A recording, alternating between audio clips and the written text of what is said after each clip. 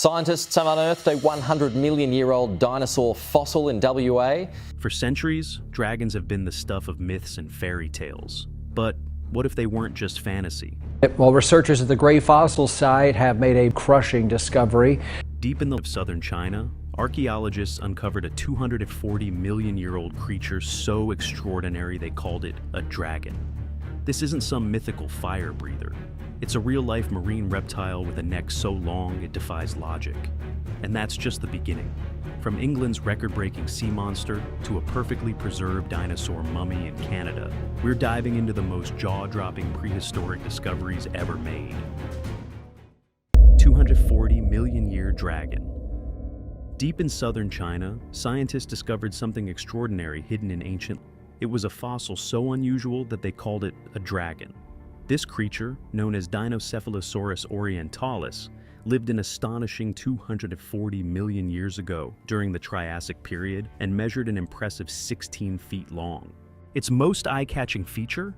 A neck so long, it had 32 separate vertebrae. Scientists believe this super flexible neck helped the creature hunt underwater, reaching into tight spaces to grab prey. Evidence of its hunting skill was found in fossil, which even showed fish remains inside its stomach.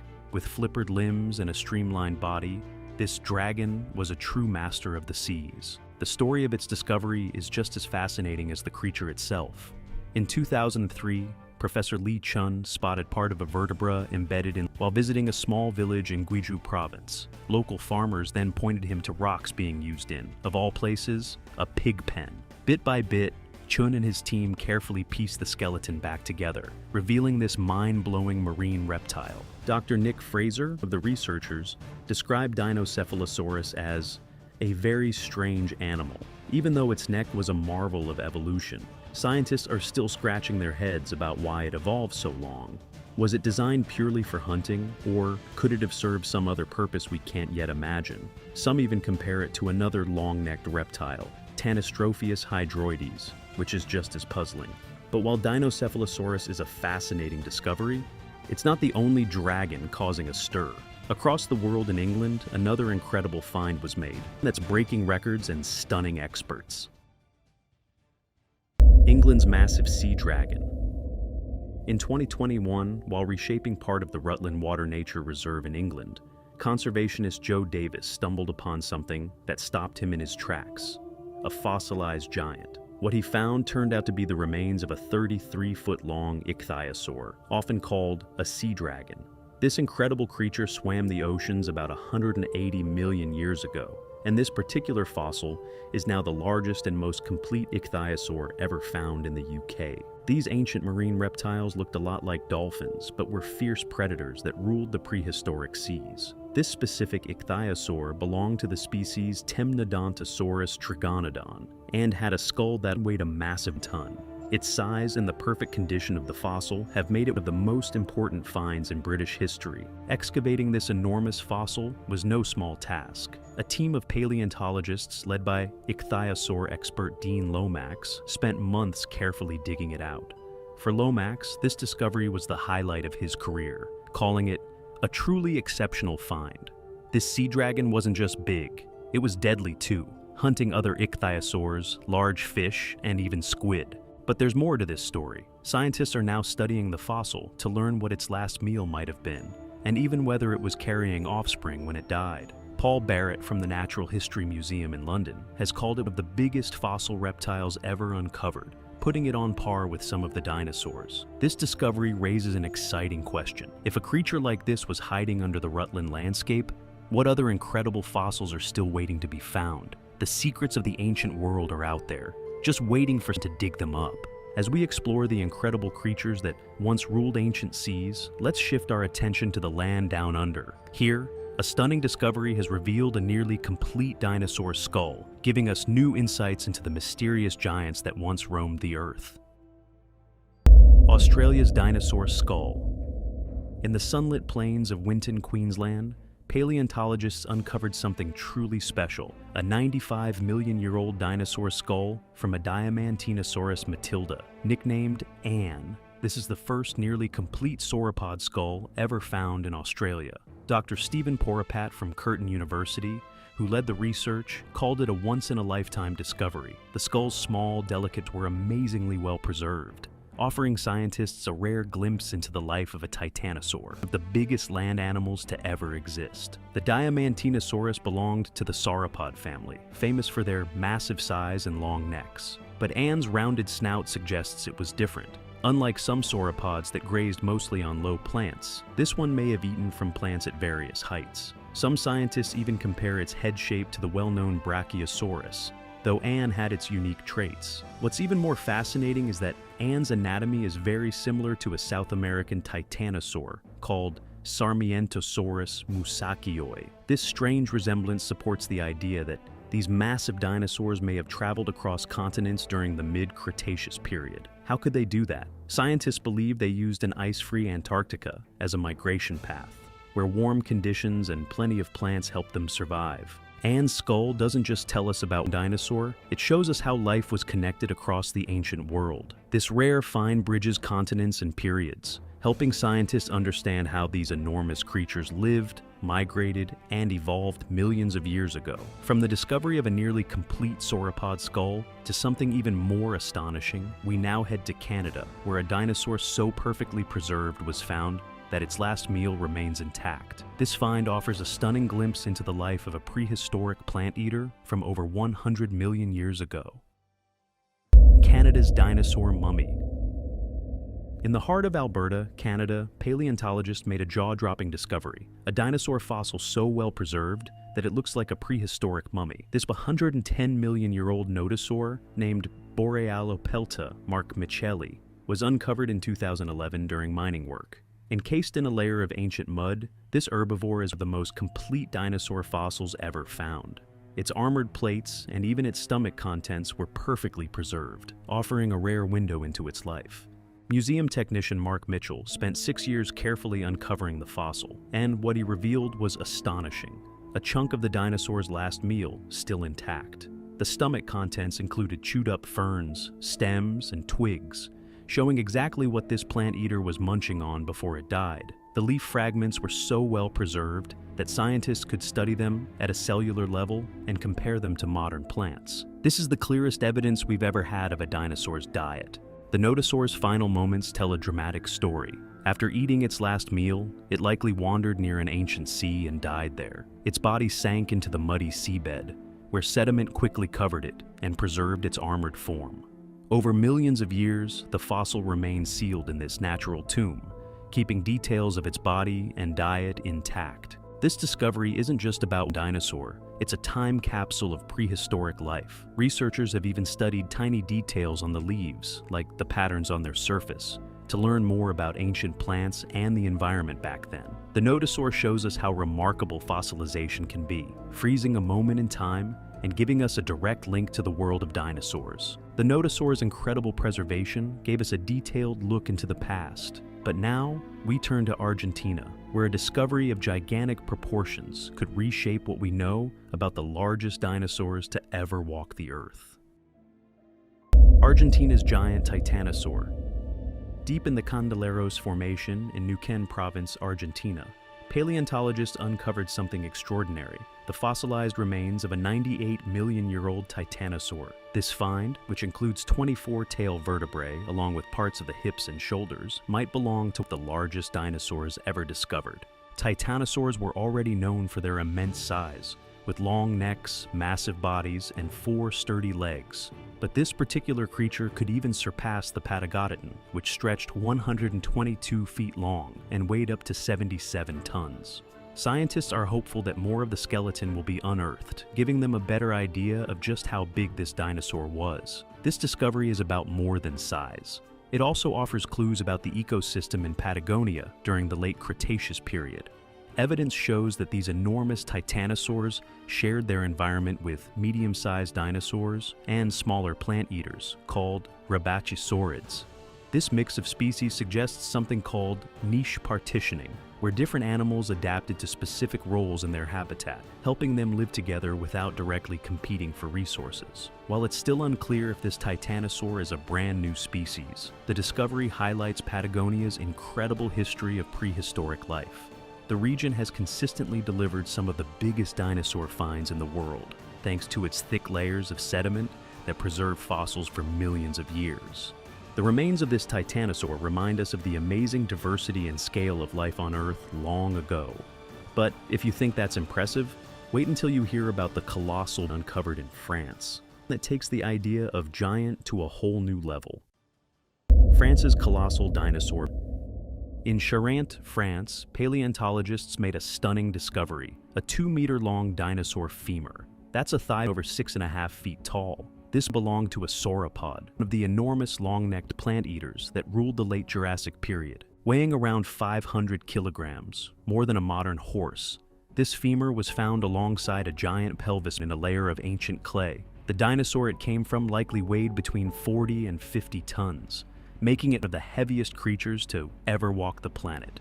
Sauropods, such as Diplodocus and Brachiosaurus, were known for their long necks, small heads, and sturdy legs, which allowed them to support their massive weight. What makes this femur so special is how well it was preserved. Paleontologist Ronan Alain from the National History Museum of Paris described it as the best preserved dinosaur ever found. The Angeac-Charente site, near Cognac, has been a treasure trove for paleontologists, yielding over 7,500 fossils from more than 40 species since 2010. This, estimated to be more than 140 million years old, is a key piece of the puzzle in understanding sauropods.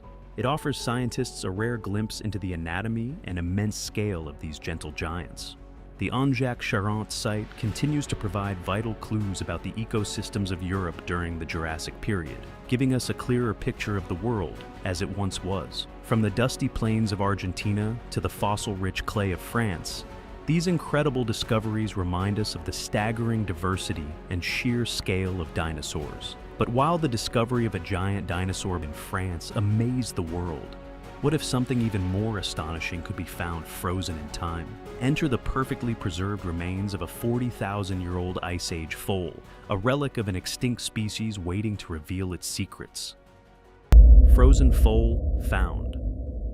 Deep in the icy landscapes of Siberia, scientists have uncovered an incredible find. A 40,000-year-old foal frozen in the permafrost, known as the Lena horse, or Equus linensis. This extinct species once roamed the cold plains of the Ice Age. What makes this discovery so remarkable is its almost perfect condition. The foal still has intact skin, hair, hooves, and even a full tail. This amazing find was unearthed in Yakutia, one of the coldest regions on Earth. Researchers from Russia's Northeastern Federal University, alongside experts from South Korea's Suwon Biotech Research Foundation, are studying the foal in great detail. In an incredible breakthrough, they even managed to extract liquid blood and urine from the remains, a first in efforts to bring extinct species back to life. The idea of cloning this Ice Age foal has captured global attention. If scientists can cultivate viable cells, they might be able to revive this long-lost species. So far, more than 20 attempts to grow cells from the foal's tissue have failed, but researchers are staying optimistic. Lena Grigoryeva, the lead scientist on the project, explained how important this discovery is for understanding Ice Age ecosystems and life. The foal, which was just 1 or 2 weeks old when it died, had a bay-colored coat with a black mane and tail.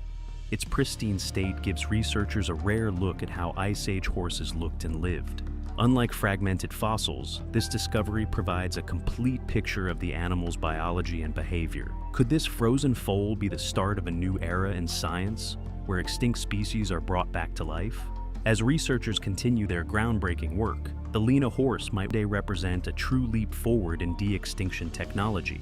But while the frozen foal gives us a glimpse into the icy world of Ice Age Siberia, another incredible discovery has emerged from the American Midwest. Found in Iowa, a nearly perfect saber-toothed cat skull tells the story of a fierce predator's survival and eventual extinction.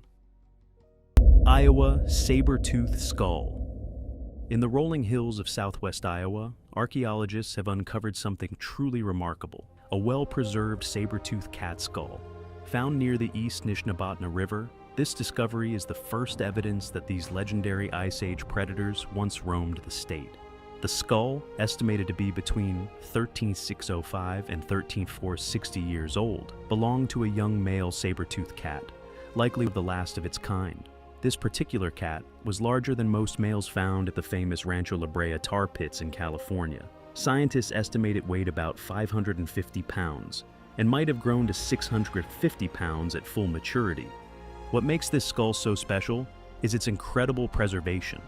Radiocarbon dating shows that the cat died near the end of the Ice Age, a time when glaciers were retreating and the environment was changing rapidly. Paleontologists believe the saber-tooth may have died from a hunting injury.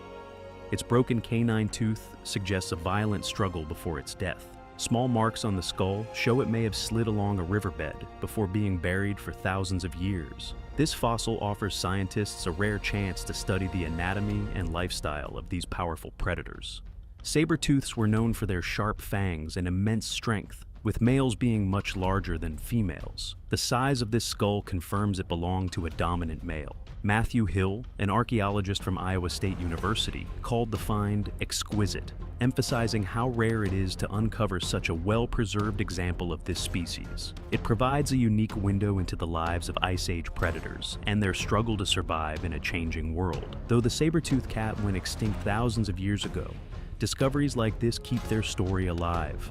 This skull is more than just a fossil. It's a piece of history that helps us understand how these incredible creatures lived and hunted during the Ice Age. The discovery of a saber-toothed cat skull in Iowa reveals a powerful predator that once ruled the Ice Age wilderness. But while saber-tooths are legendary, they weren't the only ancient hunters with incredible adaptations. Imagine a predator so fierce that even weren't safe. Enter the crushing dog, a fearsome creature uncovered in the dense forests of Tennessee. Let's dive into this jaw-dropping discovery. Crushing dog. At Tennessee's Gray Fossil Site, scientists have made an exciting discovery, a crushing dog called Borophagus. This extinct predator had jaws and teeth so powerful that it could break to get every bit of nutrition. Even though the find was based on just upper arm called a humerus, it was enough for researchers to identify the species.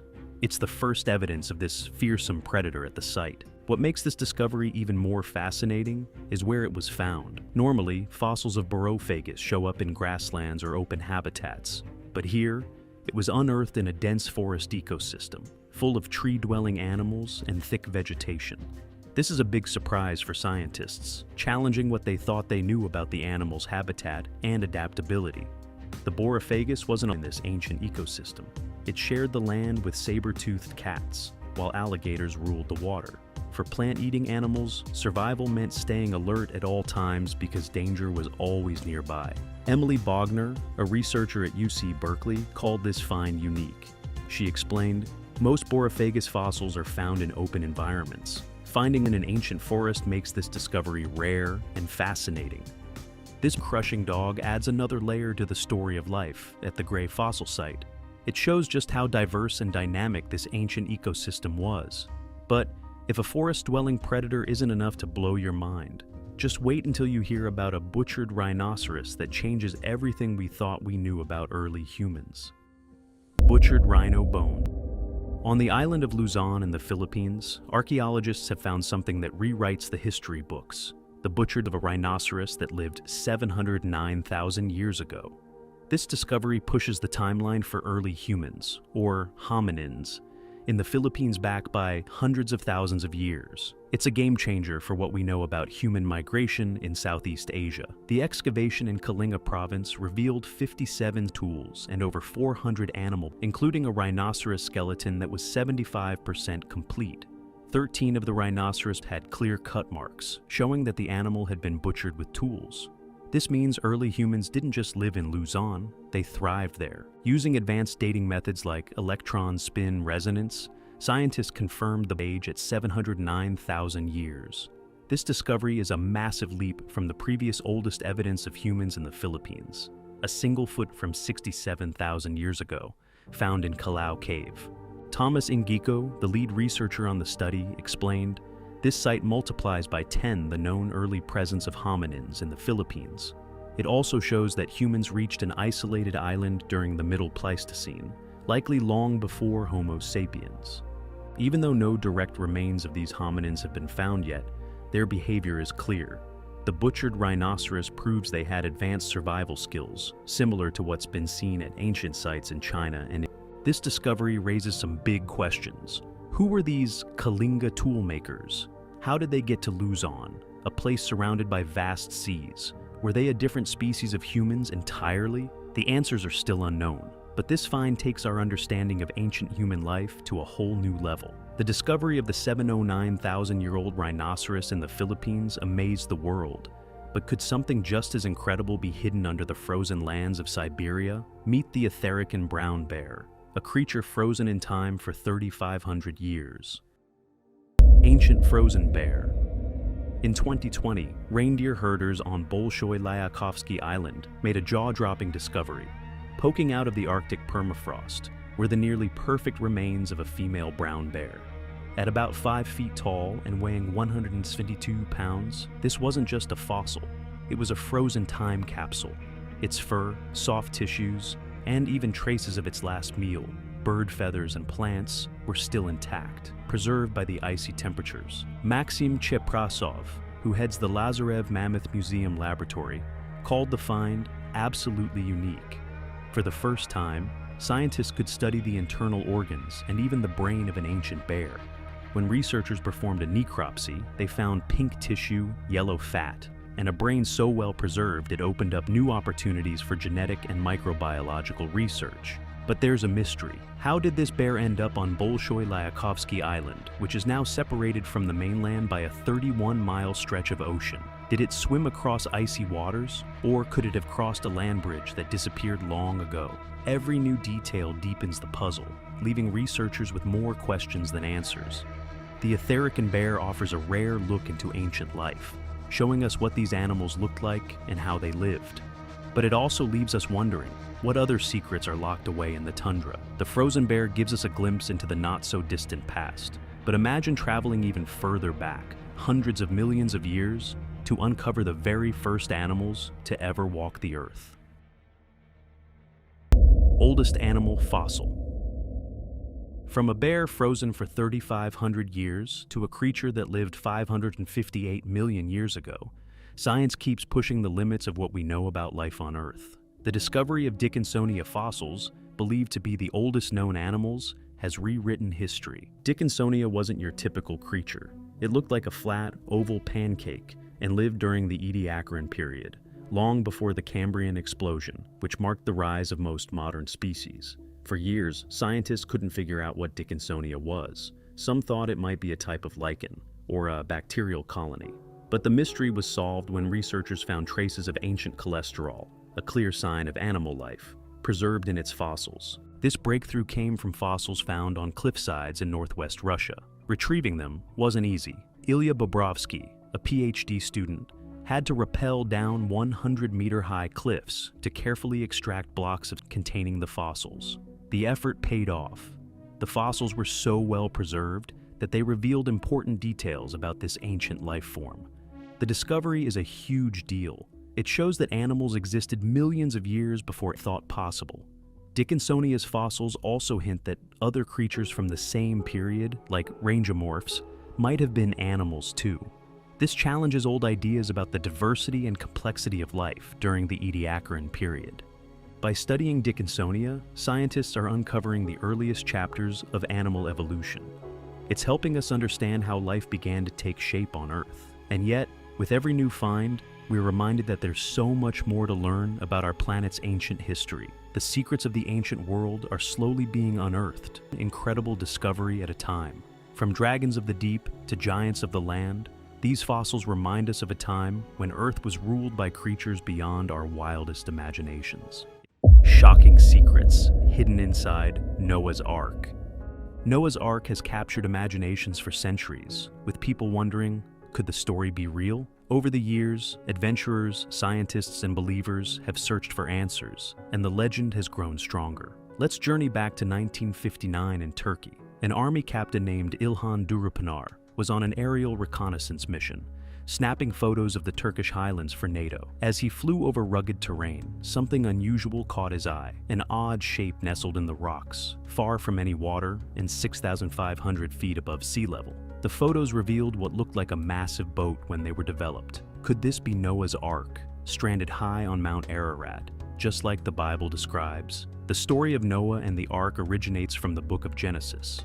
According to the tale, God, frustrated with humanity's wickedness, decided to flood the earth, but spared Noah, his family, and 2 of every animal. The ark was their salvation, coming to rest on the mountains of Ararat as the waters receded.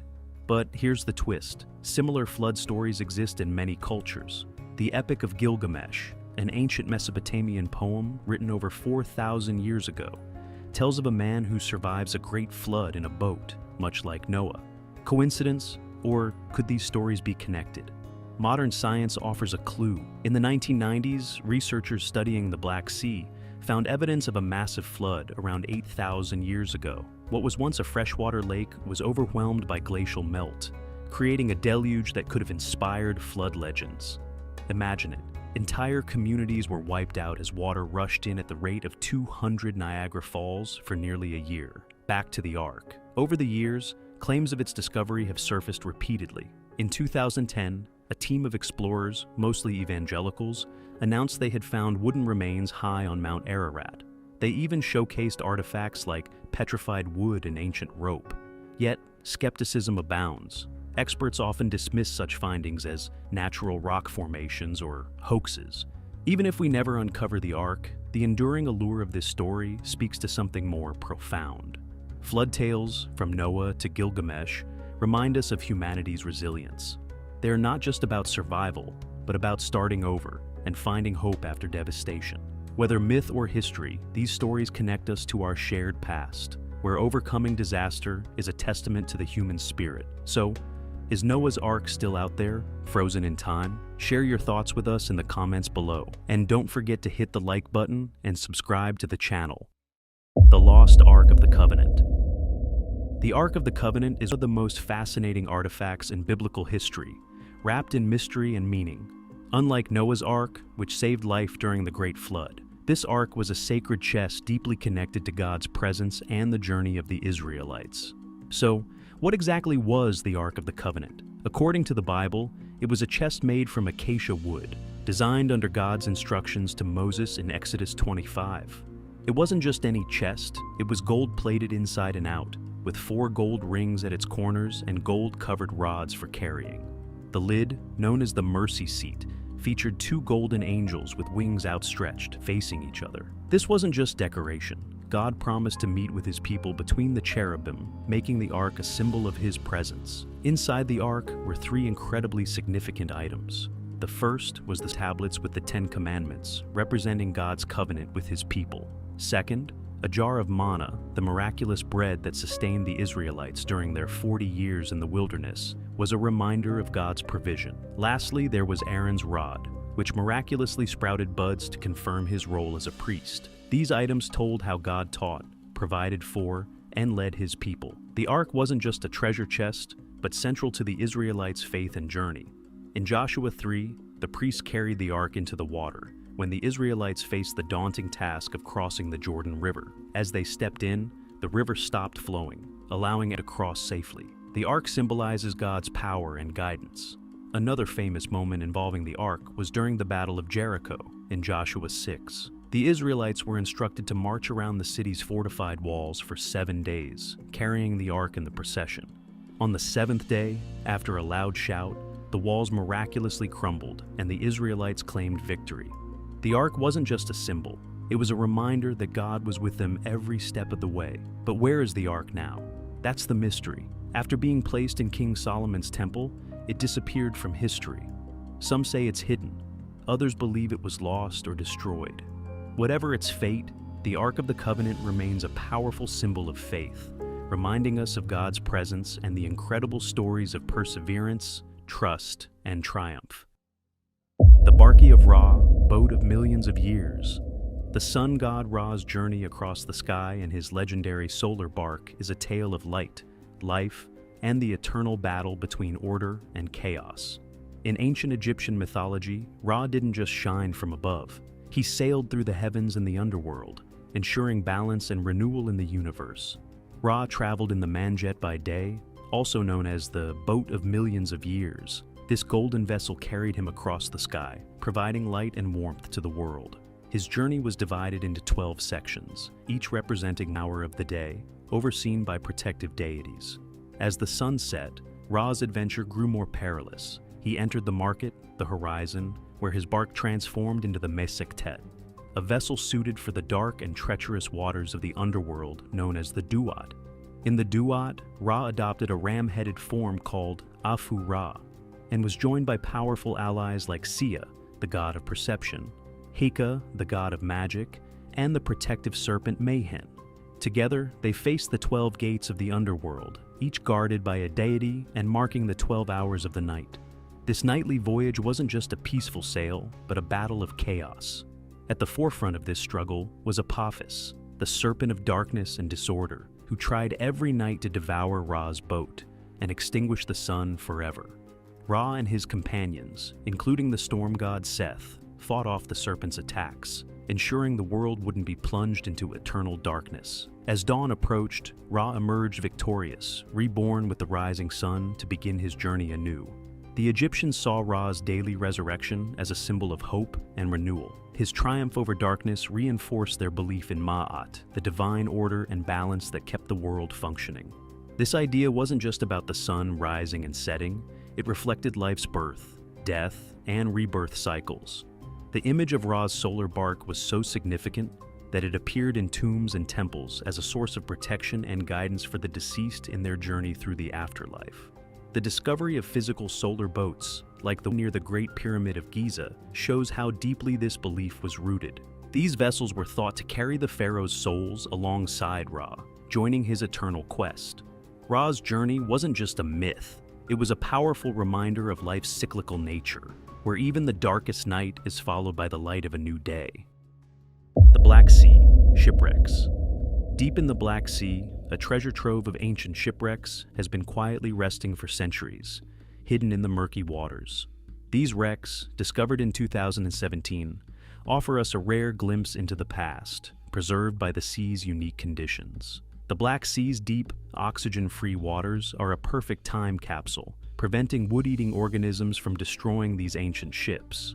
It all started in the 1970s when a scientist named Willard Bascom suggested that these waters might hold secrets from the past. Since then, researchers have found dozens of well-preserved ships, some dating back to the Roman and Byzantine empires. These ships, resting 100 to 300 meters below the surface, tell stories of ancient trade and seafaring. The wrecks are remarkably intact, with some even having their masts and cargo still in place, untouched by time. One of the most incredible finds was a ship named Sinop D, discovered at a depth of 320 meters. From around 410-520 Anno Domini, this ship is in astonishingly good condition.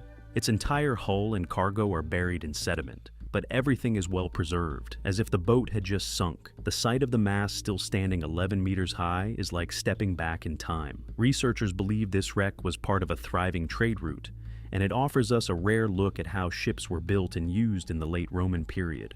Other wrecks, like those near Sinop, reveal mounds of ancient shipping jars called amphorae, likely used to carry goods like olive oil, wine, or fish sauce. These jars are perfectly stacked on the seafloor, showing how the ship must have settled before being buried in sediment. Each wreck reveals clues about how people lived, traded, and traveled across the sea centuries ago. The discovery of these wrecks is more than just finding old ships. It's like unlocking a secret vault of history. These ships hold stories of ancient civilizations and their interactions across the Black Sea. Preserving these wrecks gives us a rare chance to understand the past, offering a direct link to those who sailed these waters long ago. It's like a hidden world, finally brought to the surface. The sunken city of Thonis Heracleion, Egypt. Beneath the waves of the Mediterranean, a secret was waiting to be uncovered. An ancient Egyptian city with ships and boats discovered underwater in the Mediterranean that had been lost for over 1,000 years. It reveals extensive maritime activity and trade in the ancient world. This city, called Thonis Heracleion, once stood proudly by the Nile's western mouth, guarding the entrance to Egypt. It was a bustling port, filled with ships and traders from all over the Mediterranean. Among the most striking features was the statue of Hapi, the god of the Nile, who stood tall at the city's entrance, overseeing the life-giving floods of the river. But then, around the 2nd century BC, disaster struck. A tremor shook the ground, and slowly, the city began to sink into the sea, lost under layers of sand and silt. For centuries, Thonis Herakleion disappeared from memory, until, in the early 2000s, divers working off the Egyptian coast made a stunning discovery. They found fragments of Hapi's statue, salt-encrusted but intact, and beneath it, the ruins of a lost world, temples, jewelry, coins, and even ships. This discovery has opened a window into an ancient city that was once a vibrant trade and culture hub. Thonis Herakleion was more than just a port. It was the gateway between Egypt and the Mediterranean. Ships across the seas would dock here, carrying everything from grain to perfume, while Egyptian goods like papyrus and wine were sent out into the world. The city's canals and harbors were buzzing with activity, connecting Egypt to far-off lands.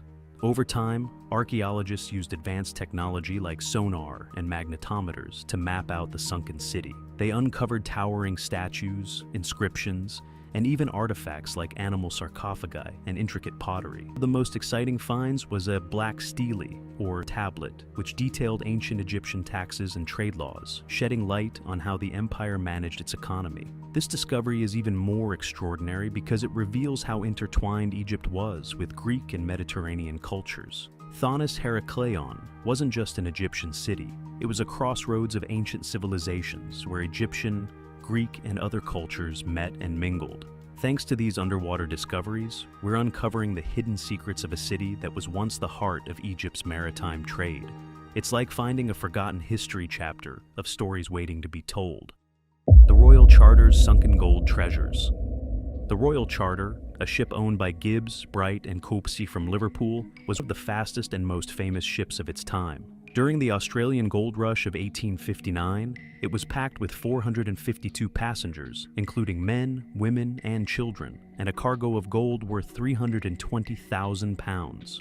Unfortunately, disaster struck on the last leg of its journey from Melbourne to Liverpool. A massive storm hit the Irish Sea on October 25, 1859, and it became known as the Royal Charter Storm because of the following tragedy.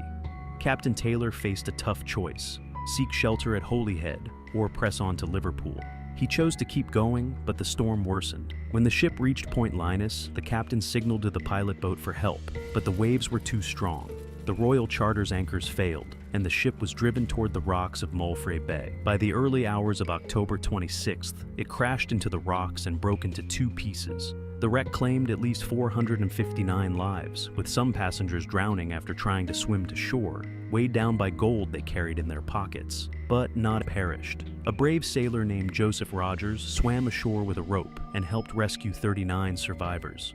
The ship was carrying 79,000 ounces of gold, insured for 322,000 pounds. The wreck site was so famous that even Charles Dickens visited the area shortly after, describing the haunting scene in his writing. The Royal Charter disaster left a lasting impact, and the wreck was shrouded in mystery for years. However, recent discoveries have shed new light on this maritime catastrophe.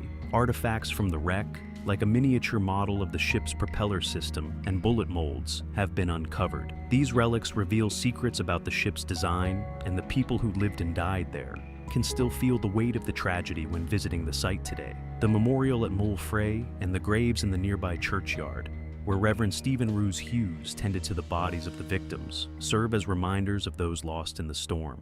This hidden chapter of history fascinates and inspires those who discover its secrets. The Titanic wreck, North Atlantic Ocean. The story of the Titanic's wreck is mystery, tragedy, and discovery. Found in 1985, this legendary ship lies 12,500 feet beneath the ocean's surface, about 600 kilometers off the coast of Newfoundland. The Titanic's sinking still holds a lot of unanswered questions, even a century later. From the mysterious actions of nearby ships to the ship's strange behavior before sinking, the story puzzles experts. One of the biggest mysteries is why the Titanic split in two before it fell. When the wreck was discovered in 1985, it was clear that the ship had broken apart. Some researchers think it was because of faulty rivets in the hull, while others believe the pressure of water rushing in caused the ship's structure to fail. Either way, this remains a key question. Another strange discovery was the ship's lifeboats. The Titanic only had 20 lifeboats, which could carry just over half of the people aboard. This barely met legal requirements, but seemed odd for such a luxurious ship. The ship's designer, Alexander Carlisle, initially proposed 64 lifeboats, but that number was cut, and the reasons for the changes are still unclear. Some even speculate that Carlisle's departure from the shipyard had to do with this decision. Then there's the issue of binoculars. A pair of binoculars was found among the wreckage, but the crew never used them. It turns out that a sailor, David Blair, had forgotten to leave the key to the binoculars storage locker when he was reassigned at the last minute. Could the crash have been avoided if the crew had binoculars to spot the icebergs? This unanswered question lingers. Another strange part of the story involves nearby ships. The Californian was the closest to the Titanic when it sank, yet they didn't help. Captain Lord of the Californian claimed they were too far away, but witnesses later insisted they saw another ship nearby. Some believe a Norwegian sealing ship, the Samson, may have also been near the Titanic, but was trying to avoid detection for illegal activities. This mysterious ship's role is still debated. And what about the Titanic's band? They famously played music as the ship went down, but what was the last song? Some survivors claim it was "Nearer, My God, to Thee," but no one truly knows. These secrets and many others still hide beneath the waves, waiting for answers. The Titanic story is filled with mysteries that will never be fully solved, making it all the more captivating. The Mary Rose, England. The Mary Rose is one of the most fascinating discoveries in maritime history, holding secrets from King Henry VIII's time. Built between 1509 and 1511 in Portsmouth, England, this warship was once the pride of the Tudor Navy.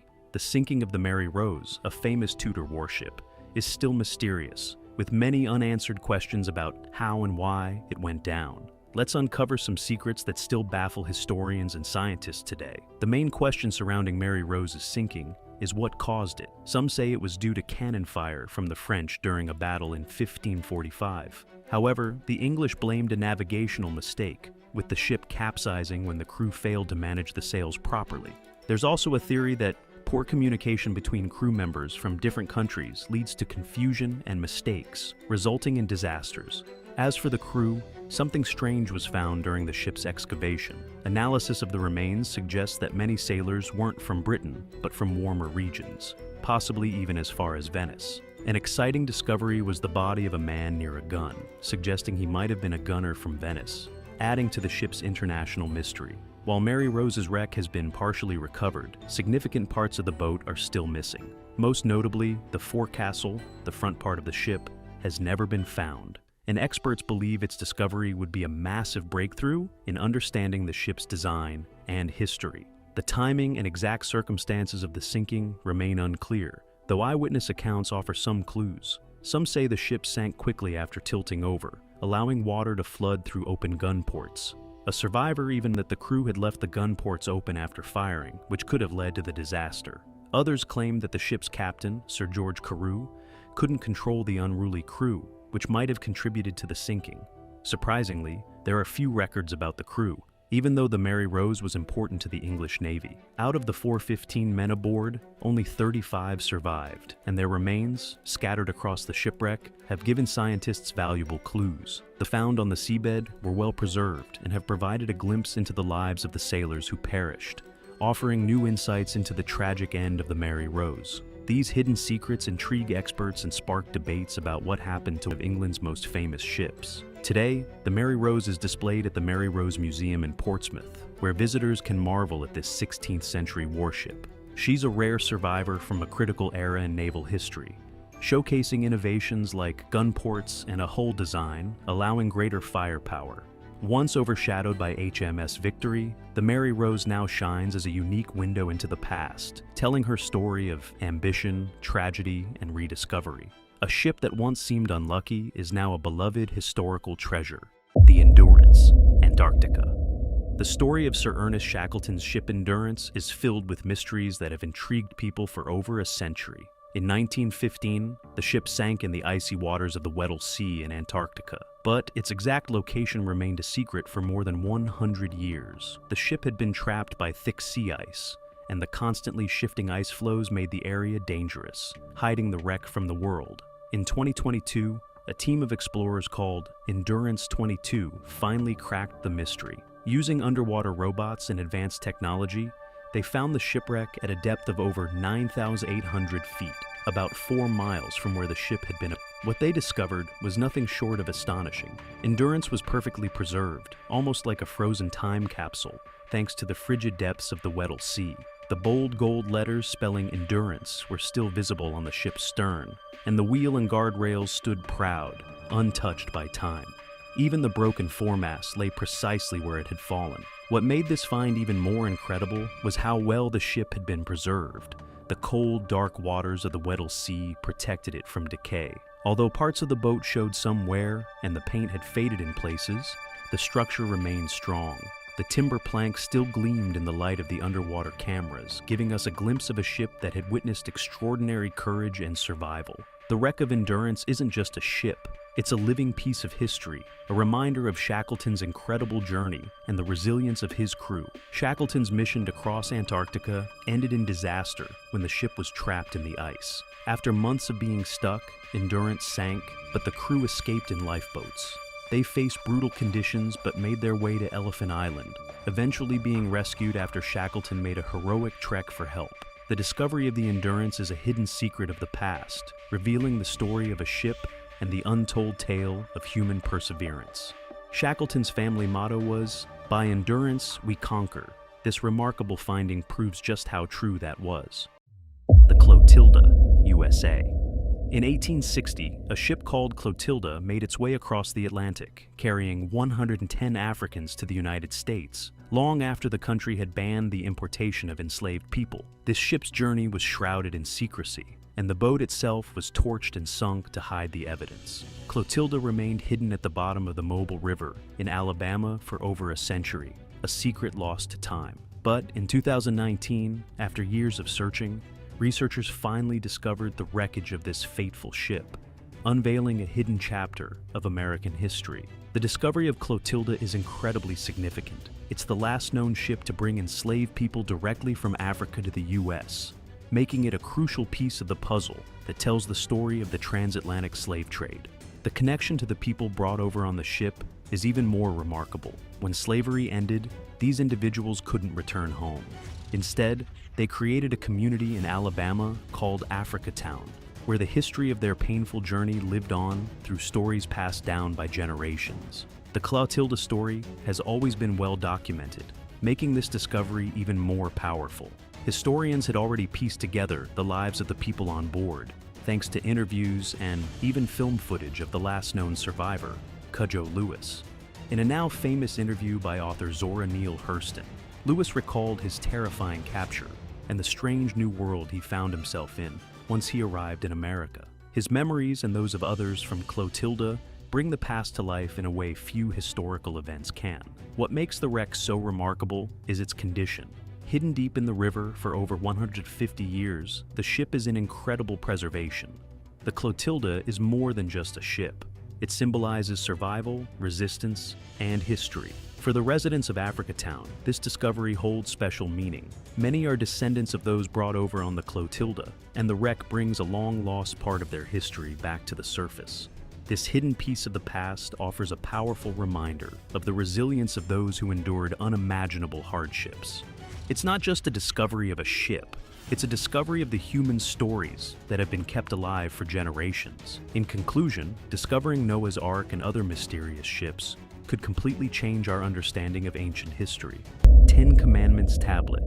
Back in 1913, some workers in Yavne, Israel, were digging around for a railway project when they stumbled upon a hefty marble slab, tipping the scales at 115 pounds and standing around 2 feet tall. Little did they know, they just dug up a piece of history. But instead of landing in a museum, it got a new gig as a doorstep at a private house. You'd think would have noticed, right? Fast forward about 30 years, and along comes archaeologist Y. Kaplan, who, along with Yitzhak Ben-Zvi, a scholar destined to become Israel's second president, realized that this wasn't just any old piece of rock. It was inscribed with a version of the 10 Commandments in Paleo-Hebrew script, but it skips the usual, "Thou shalt not take the name of the Lord thy God in vain," and swaps it for, "Raise up a temple on Mount Gerizim," which is super important to the Samaritan folks who split from mainstream Judaism about 3,000 years ago. The experts have dated this remarkable find to the late Roman Byzantine era, roughly 1,500 years back, suggesting it might have been part of a Samaritan synagogue before things went south, likely during those not-so-friendly Roman invasions between 400 and 600 CE, or maybe even the Crusades in the 11th century. Fast forward again to 2016, and this ancient tablet fetched a cool $850,000 at auction. Now, it's making headlines again because it's back on the market and expected to rake in between $1 million and $2 million at a Sotheby's auction in New York on December 18th, 2024. Before it hits the auction block, it's getting a bit of a showcase starting December 5th. Richard Austin from Sotheby's is over the moon about it, calling it a vastly important historic artifact and a tangible link to the beliefs that helped shape Western civilization. But now the question is, does it really have the same impact as Brazil's Rock of the Inga? Brazil's Rock of the Inga. You might think ancient carvings are just old rocks with scratches, but let me take you on a trip to northeastern Brazil, where the Inga, or Pedra do Inga, is anything but ordinary. Nestled near the town of Inga in Paraíba State, this archaeological marvel stretches a whopping 46 meters, that's about 151 feet, long, and stands 3.8 meters, close to 12 feet, high. And let me tell you, it's covered in carvings that could rival any modern art piece. The artists behind these intricate symbols, indigenous peoples of the region who left their mark some 6,000 years ago. The carvings themselves are a veritable feast for the eyes, featuring a mix of animals, fruits, and even celestial wonders like the constellation Orion and the Milky Way. But here's where it gets spicy. No one can quite agree on what all these symbols mean. Some scholars think they're old-school astronomical records or maybe even sacred religious texts. Flashback to the 16th century when European settlers first stumbled upon this rock. Since then, it's been like a magnet for archaeologists and researchers trying to crack its ancient code. Early explorers even thought they saw a connection to scripts from the Old World, like a Celtic Iberian alphabet. But hope as they might, they only matched a few characters here and there. No full words, no smoking gun proving a direct link. Fast forward to today, and the Inga still keeps its secrets tightly under wraps. Despite countless studies and theories, the true purpose and origin of these carvings are as elusive as ever. So, while you might not solve the mystery on your first visit, the Inga serves up a historical puzzle that's sure to capture the imagination of lucky enough to see it up close. And isn't the mystery just part of the fun? Sumerian tablets. You'd think going back in time to ancient Mesopotamia would mean escaping today's drama, right? Well, even back then, around 2450 BCE, the Sumerians were already brewing their own brand of trouble, particularly between the city-states of Umma and Lagash. This wasn't just a neighborhood squabble, it was about control over the lush region known as Gu Edin, or the edge of the plain. And yes, it got as messy as it sounds. These folks had cuneiform, the earliest writing systems, which they used to press wedge-shaped marks into clay tablets with reed styluses. It wasn't just for kicks. They recorded everything from daily transactions to epic tales of wars. And when I say epic, I mean the Hollywood-worthy drama between Umma and Lagash.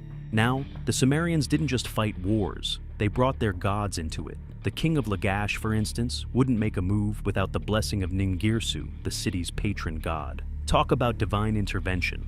Ningirsu appeared in a dream, promising victory. With that kind of backup, the king was ready to go all out. The battlefield tactics were nothing short of ingenious. The king of Lagash played it smart.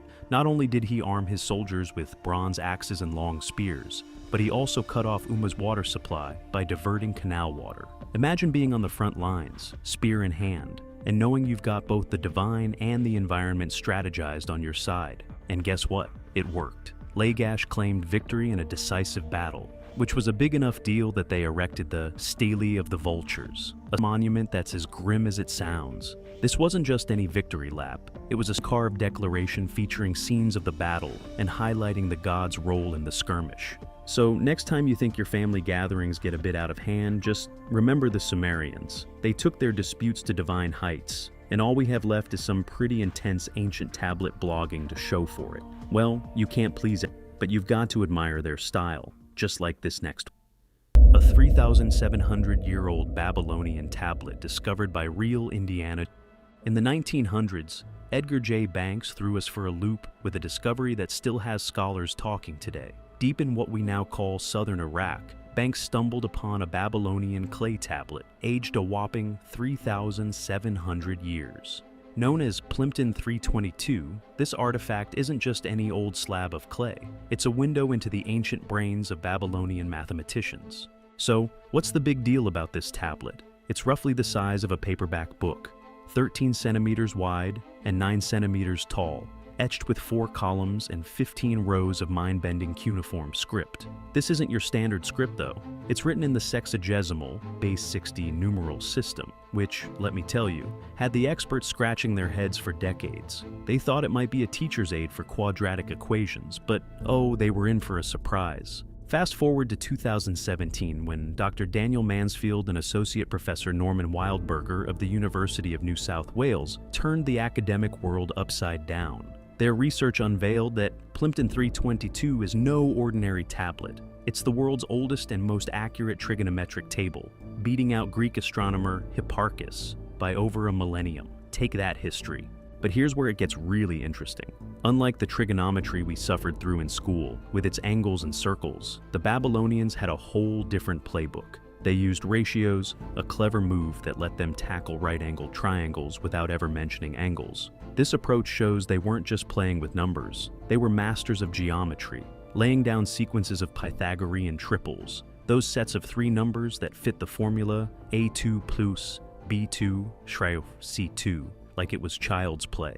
Why does this matter? Because it suggests these ancient math whizzes were using their trigonometric table for real-world stuff, like surveying fields, erecting palaces, or digging canals. And thanks to their base 60 system, they achieved a level of precision that makes our base 10 calculations look like rough guesses. Today, this ancient gem rests at Columbia University's rare book and manuscript library in New York, reminding us of the towering intellect of those ancient Babylonian scholars. Plimpton 322 isn't just a relic, it's proof that sometimes, to look forward, we need to start by looking back.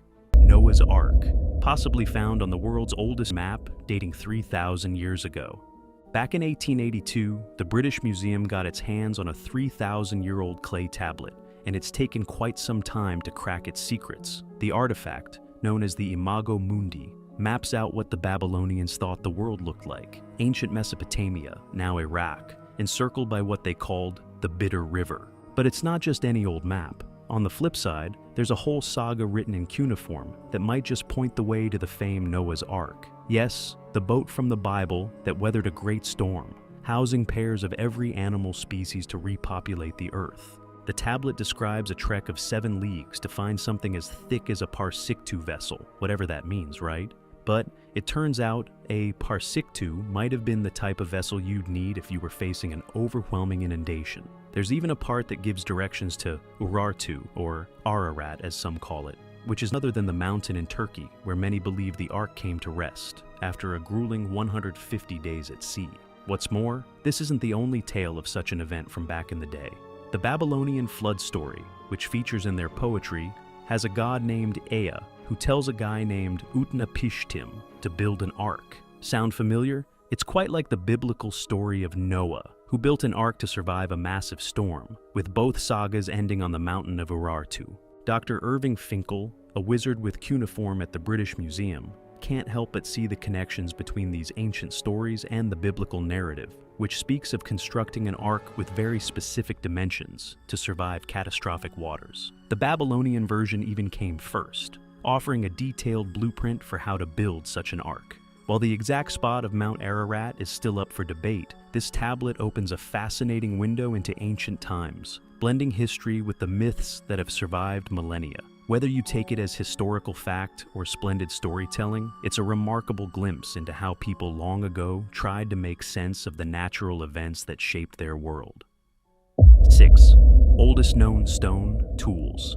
Discovered 3.3 million years old. In 2011, a group of researchers found themselves a little off course in Kenya's rugged terrain, only to discover the oldest tools ever found on the shores of Lake Turkana. These tools, dating back a staggering 3.3 million years, push back our timeline of tool use by a hefty 700,000 years, making the tools at the Lomekwi 3 site a real game changer. This find not only predates the previously oldest known tools from Tanzania by a long shot, but also suggests that our ancestors, like Australopithecus afarensis, ever heard of Lucy, and Kenyanthropus platyops, were not just wandering around. They were seriously busy getting their DIY on. The tools found, including sharp flakes perfect for slicing and dicing, as well as hefty hammers and anvils, some tipping the scales at 15 kilograms, indicate these early hominins were way ahead of their time. By the end of 2012, after more than a year of careful excavation,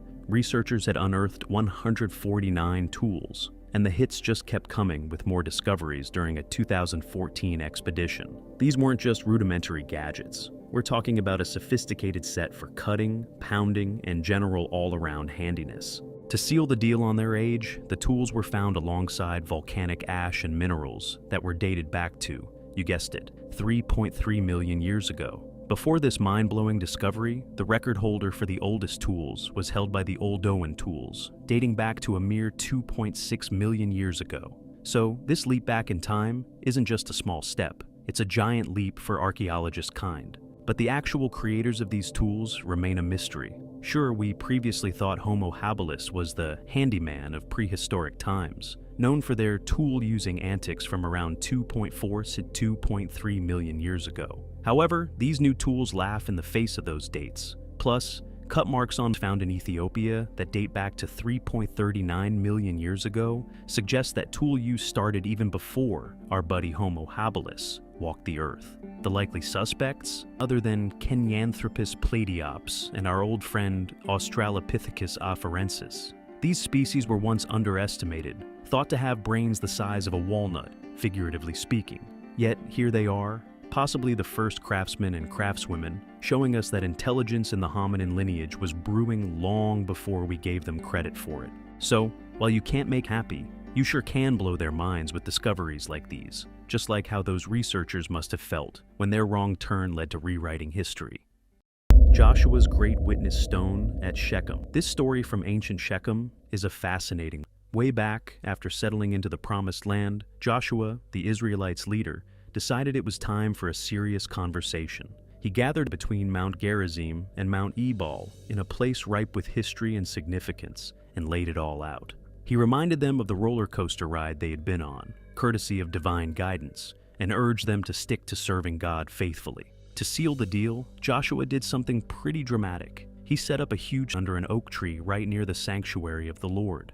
And he wasn't just about the theatrics. He meant business, declaring, "This shall be a witness unto us, for it hath heard all the words of the Lord which he spake unto us." Joshua 24:27. Now, fast forward to 1926. Enter Ernst Sellen, a German archaeologist with a knack for digging up the past. Sellen got down and dirty in Shechem, and what did he find?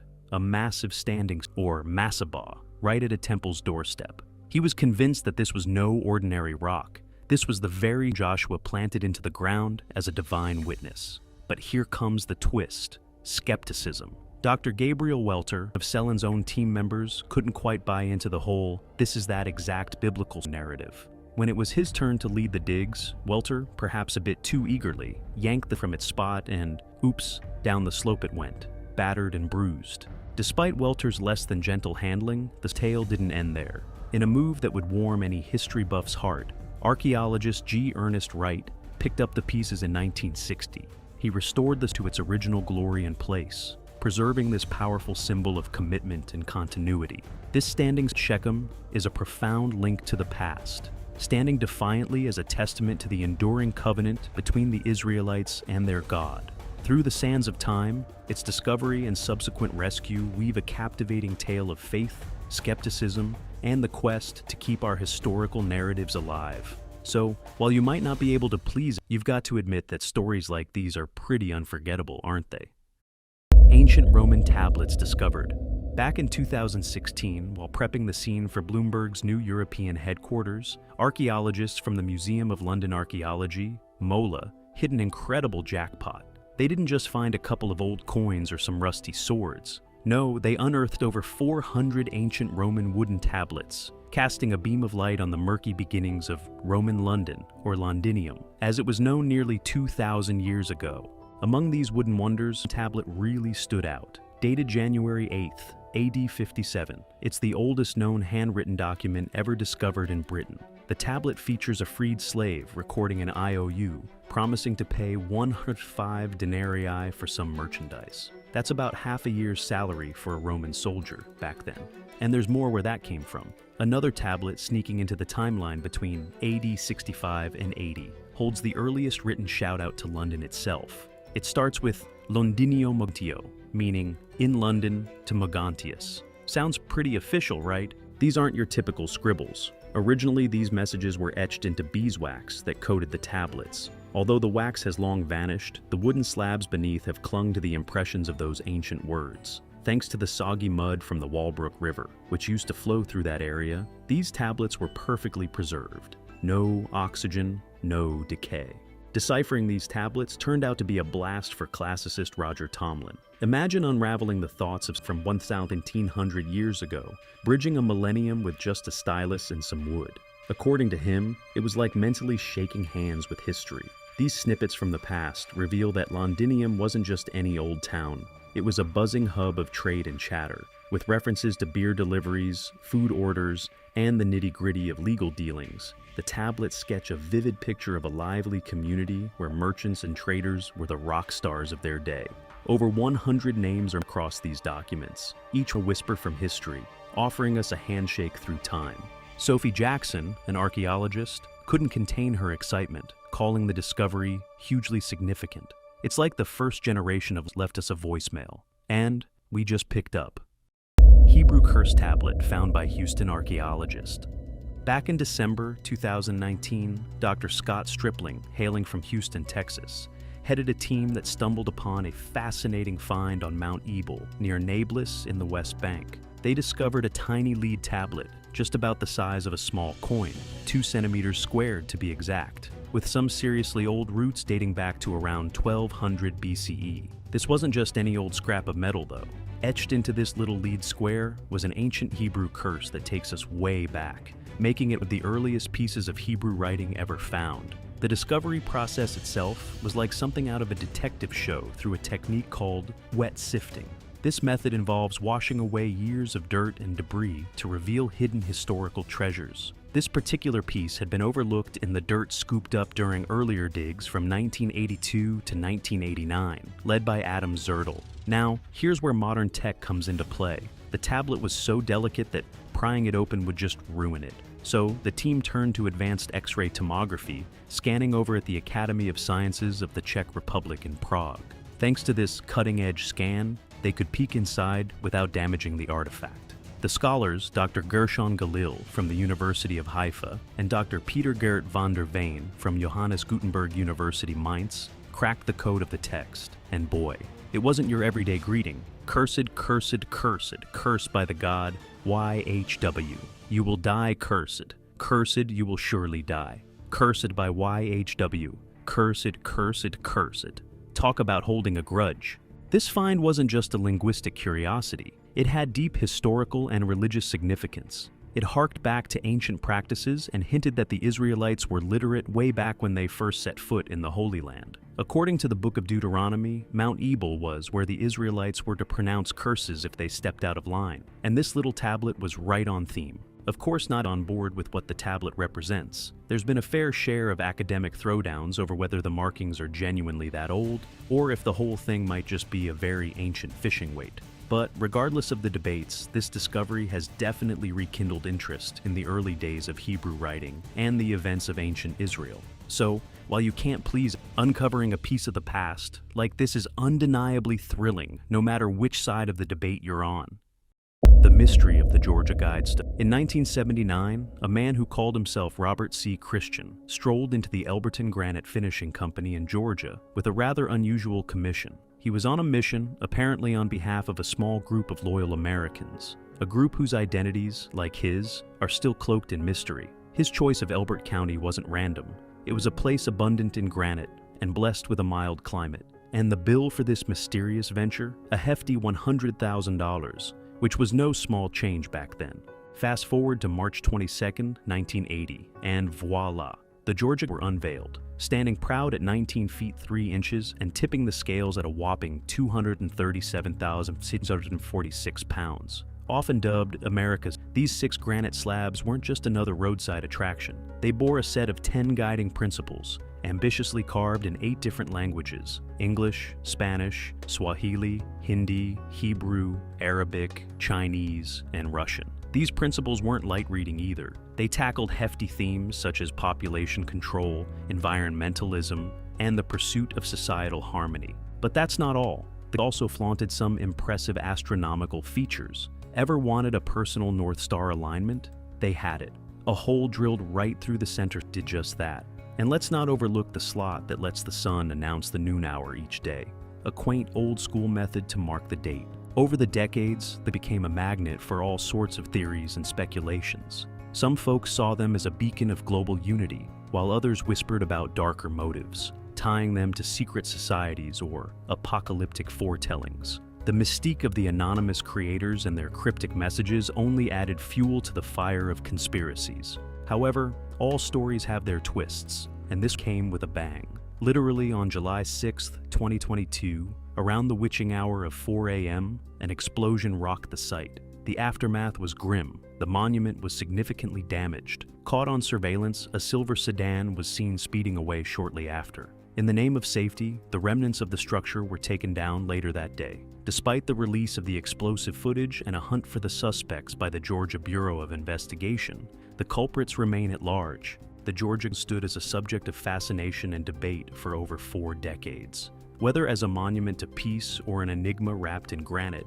they certainly carved out their place in history. Who says you can't make a lasting impression with a few slabs and some big ideas? Pharaohs married their sisters.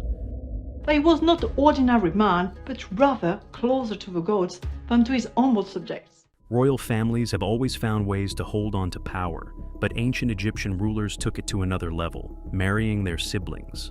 Pharaohs believed they were living gods, and since the deities Osiris and Isis were siblings and spouses, they followed the same practice. It wasn't just about keeping up appearances. Marrying within the family ensured wealth, land, and were tightly controlled. But while the royals did it for power and divine status, things took a strange turn during Roman rule. Records show that brother-sister marriages weren't just limited to the elite during this time. Among ordinary people, it became surprisingly widespread. Some experts believe that many of these marriages weren't actually between biological siblings, but rather involved men who were adopted into their wives' families to keep property from leaving the household. Others argue that these were genuine sibling unions meant to preserve wealth or maintain cultural identity, especially among Greeks living in Egypt. Whatever the reason, Roman Egypt remains one of the only known societies where sibling marriage was this common among ordinary people. But inbreeding came with a price. The most famous case is Tutankhamun, who was the child of siblings. His body showed signs of genetic disorders, including a clubfoot and a cleft palate. And this wasn't unique. Centuries of intermarriage likely led to numerous health problems among royal bloodlines. Even outside of Egypt, other powerful families across history, from the Incas to European monarchs, practiced close relative marriage to keep their dynasties strong. The Spanish Habsburgs pushed this to the extreme, with their last ruler, Charles II, suffering from severe physical and mental disabilities due to generations of inbreeding. Despite the risks, many rulers ignored them. To them, marrying within the family meant protecting power, not just wealth. Even when these unions produced weak heirs, kings and pharaohs had many wives and concubines to secure their lineage. It was a dangerous gamble, but they were willing to take. This discovery is shocking, but the next is even more unbelievable. If you enjoyed this video, then don't forget to like and subscribe to the channel. Ancient Egyptian birth control. Ancient birth control was nothing short of wild. 4,000 years ago, Egyptian women were stuffing crocodile dung mixed with inside themselves, all in an attempt to stop pregnancy. Sounds disgusting, right? But believe it or not, there was some logic to it. The dried dung acted as a physical barrier, blocking sperm from reaching an egg, while the now known to have antimicrobial properties helped prevent infections. To make things even more effective, they sometimes added ground-up acacia leaves containing a natural spermicide. It was crude, yes, but the basic concept still holds up. And Egypt wasn't the only place where people got creative.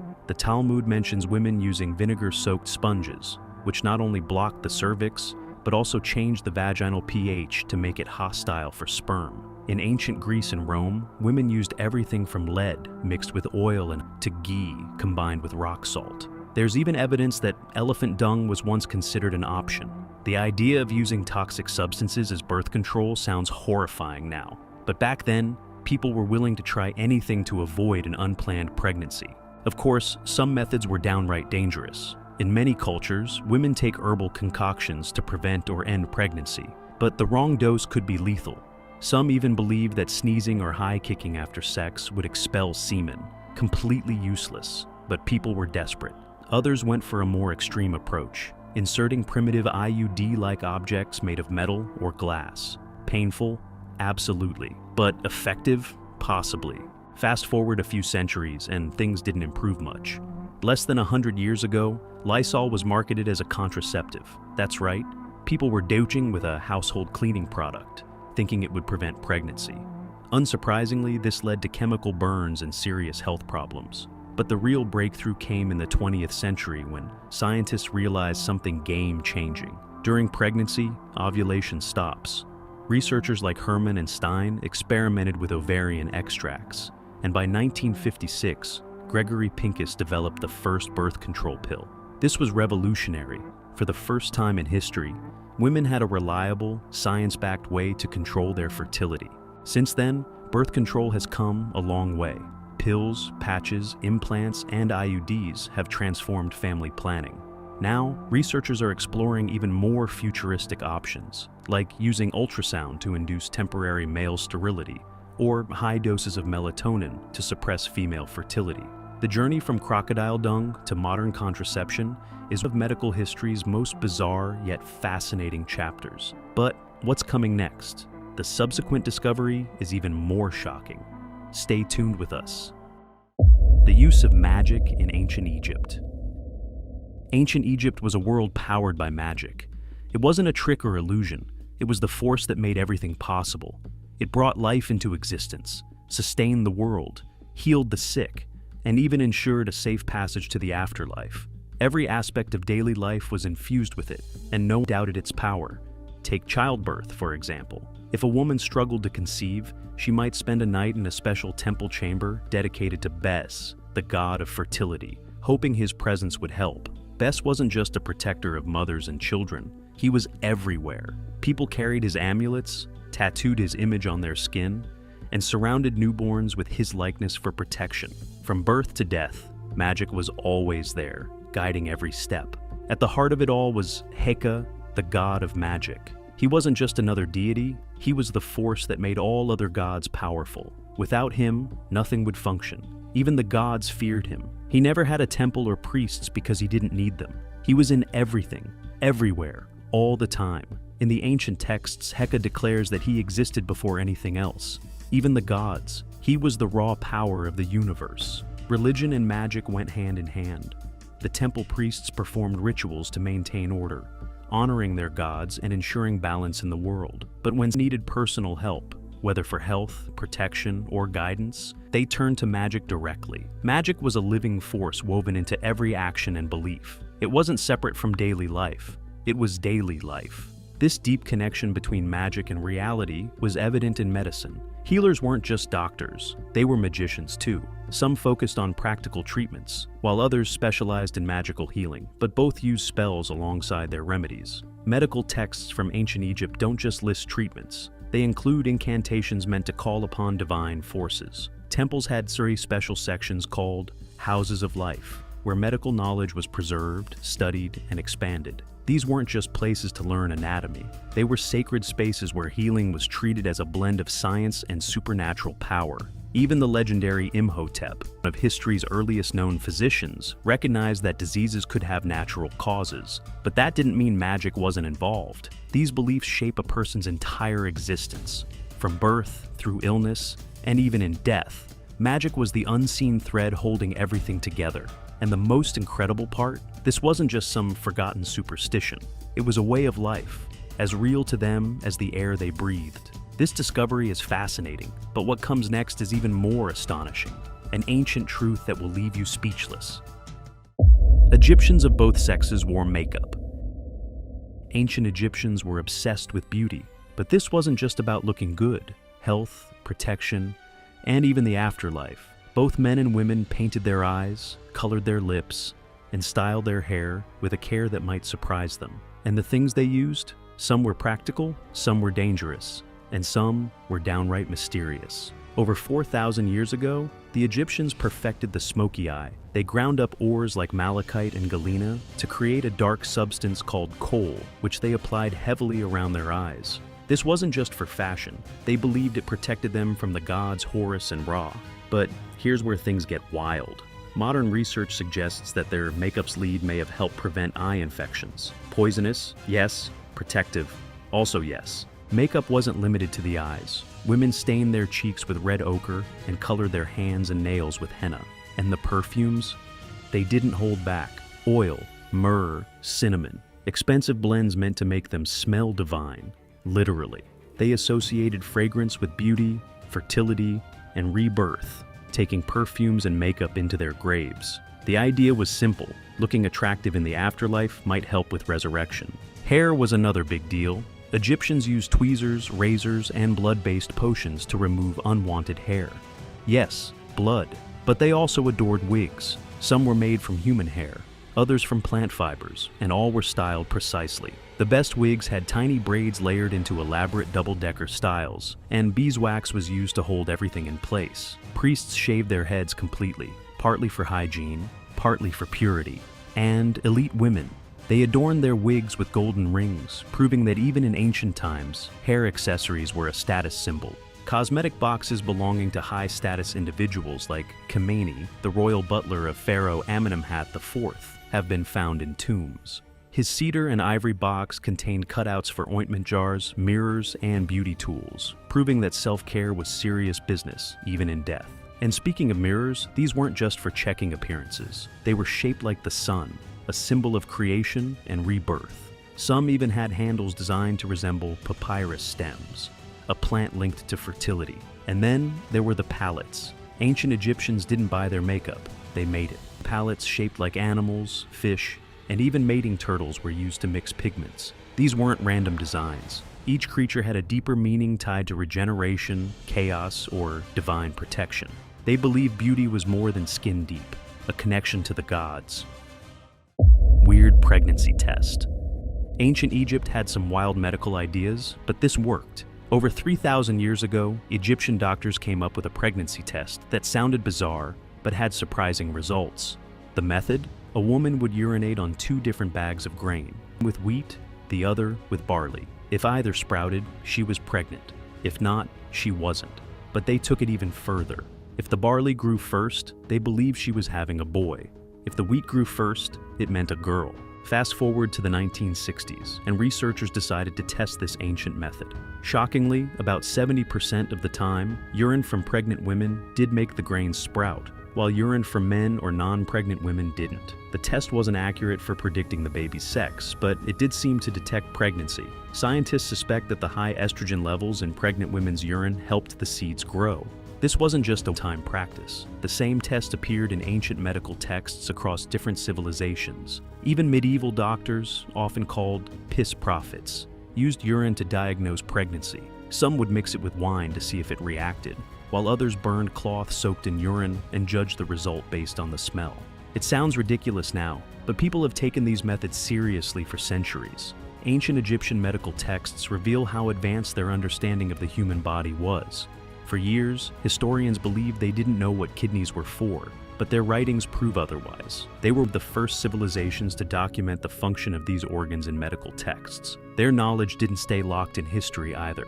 Many of their medical ideas spread to the Greeks and Romans through the Middle Ages, influencing medicine for thousands of years. As for the wheat and barley test, it had an unbelievably long life. Versions appeared in German folklore as late as the 17th century, and some reports claim it was still in use in parts of Asia Minor in the 1960s. That's over 3,000 years of history for a simple test. While most ancient remedies were complete nonsense, this had just enough truth behind it to make it last through the ages. This discovery is fascinating, but the next is even more weird. Something so mysterious that it might change how we see the past. elongated skulls. This is a phenomenon that we see across the world and throughout human history. Ancient Egypt has always been full of mysteries, but one of the strangest involves the unusual head shapes of Pharaoh Akhenaten and his family. Their skulls were oddly elongated, something visible in statues and carvings. Some say this was just an artistic choice, but was it? For years, scholars searched for answers. Some believed Akhenaten had a medical condition that altered his structure. Hydrocephaly was an idea, but that usually leads to an early death. Froelic's syndrome? That would have made him infertile, which doesn't fit with the many children linked to him. The best guess was Marfan's syndrome, which can cause long limbs and skull abnormalities. But even that theory had problems. A disease like that wouldn't cause the entire family to have perfectly symmetrical skull deformations. This is where things get interesting. Some believe Akhenaten's family may have practiced skull binding, a technique in which a baby's head is tightly wrapped to force it into an elongated shape. This practice has been found in cultures worldwide, but Egyptologists have mostly rejected the idea. However, a piece of evidence suggests they may be wrong. French sculptor Elizabeth Daines created a forensic bust of Tutankhamun using computed tomography scan of his skull. What she found was stunning. His head wasn't long, it had a slight depression at the top and another near the back of the neck, exactly where binding pressure would have been applied. Even the skull of the mysterious KV-55 mummy, possibly Akhenaten himself, had the same shape. If this were a genetic disorder, it would be scarce and conveniently affect the royal family. But if it was head binding, it explains everything. And the mysteries don't stop there. Ancient Egyptian art shows people wearing strange shaped objects on their heads. For centuries, no one knew whether these were real or artistic symbols. Some thought they were perfumed, solid lumps of scented fat that would melt over the wearer's head. Others believed they were purely symbolic, much like halos in Christian paintings. But no physical evidence of them had ever been found, until now. In 2009, archaeologists in Amarna uncovered a burial unlike anything they'd ever seen. In the grave of a woman, they found something resting on her skull, a perfectly shaped head. Another burial turned up a second. It took years of research to confirm it, but these mysterious were real. Their purpose, however, remains unknown. Were they religious, decorative, a status symbol? No one knows for sure. Egyptians kept many animals as pets. Ancient Egyptians had a deep connection with animals, and not just for work or protection. Many were treated like beloved family members. Egyptians believed animals were linked to the gods, making them sacred companions rather than just pets. Cats were the clear favorites associated with the goddess Bastet, but dogs, hawks, ibises, lions, and even baboons had their place in Egyptian homes. Some animals were so cherished that they were mummified and buried alongside their owners, ensuring they remained together in the afterlife. Pets weren't just for companionship, though. Some had jobs.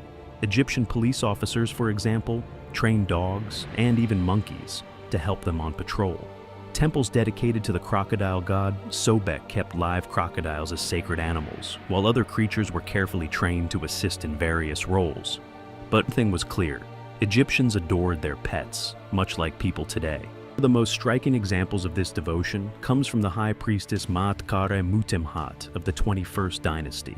She had sworn a life of celibacy, so when archaeologists discovered a tiny mummy at her feet, they first assumed it was a child, which didn't make sense. It wasn't until 1968 that X-rays revealed the truth. It was her pet monkey, carefully mummified to stay with her forever. Not only this, dogs held a special place in Egyptian society. They weren't just hunters or guards, they were family.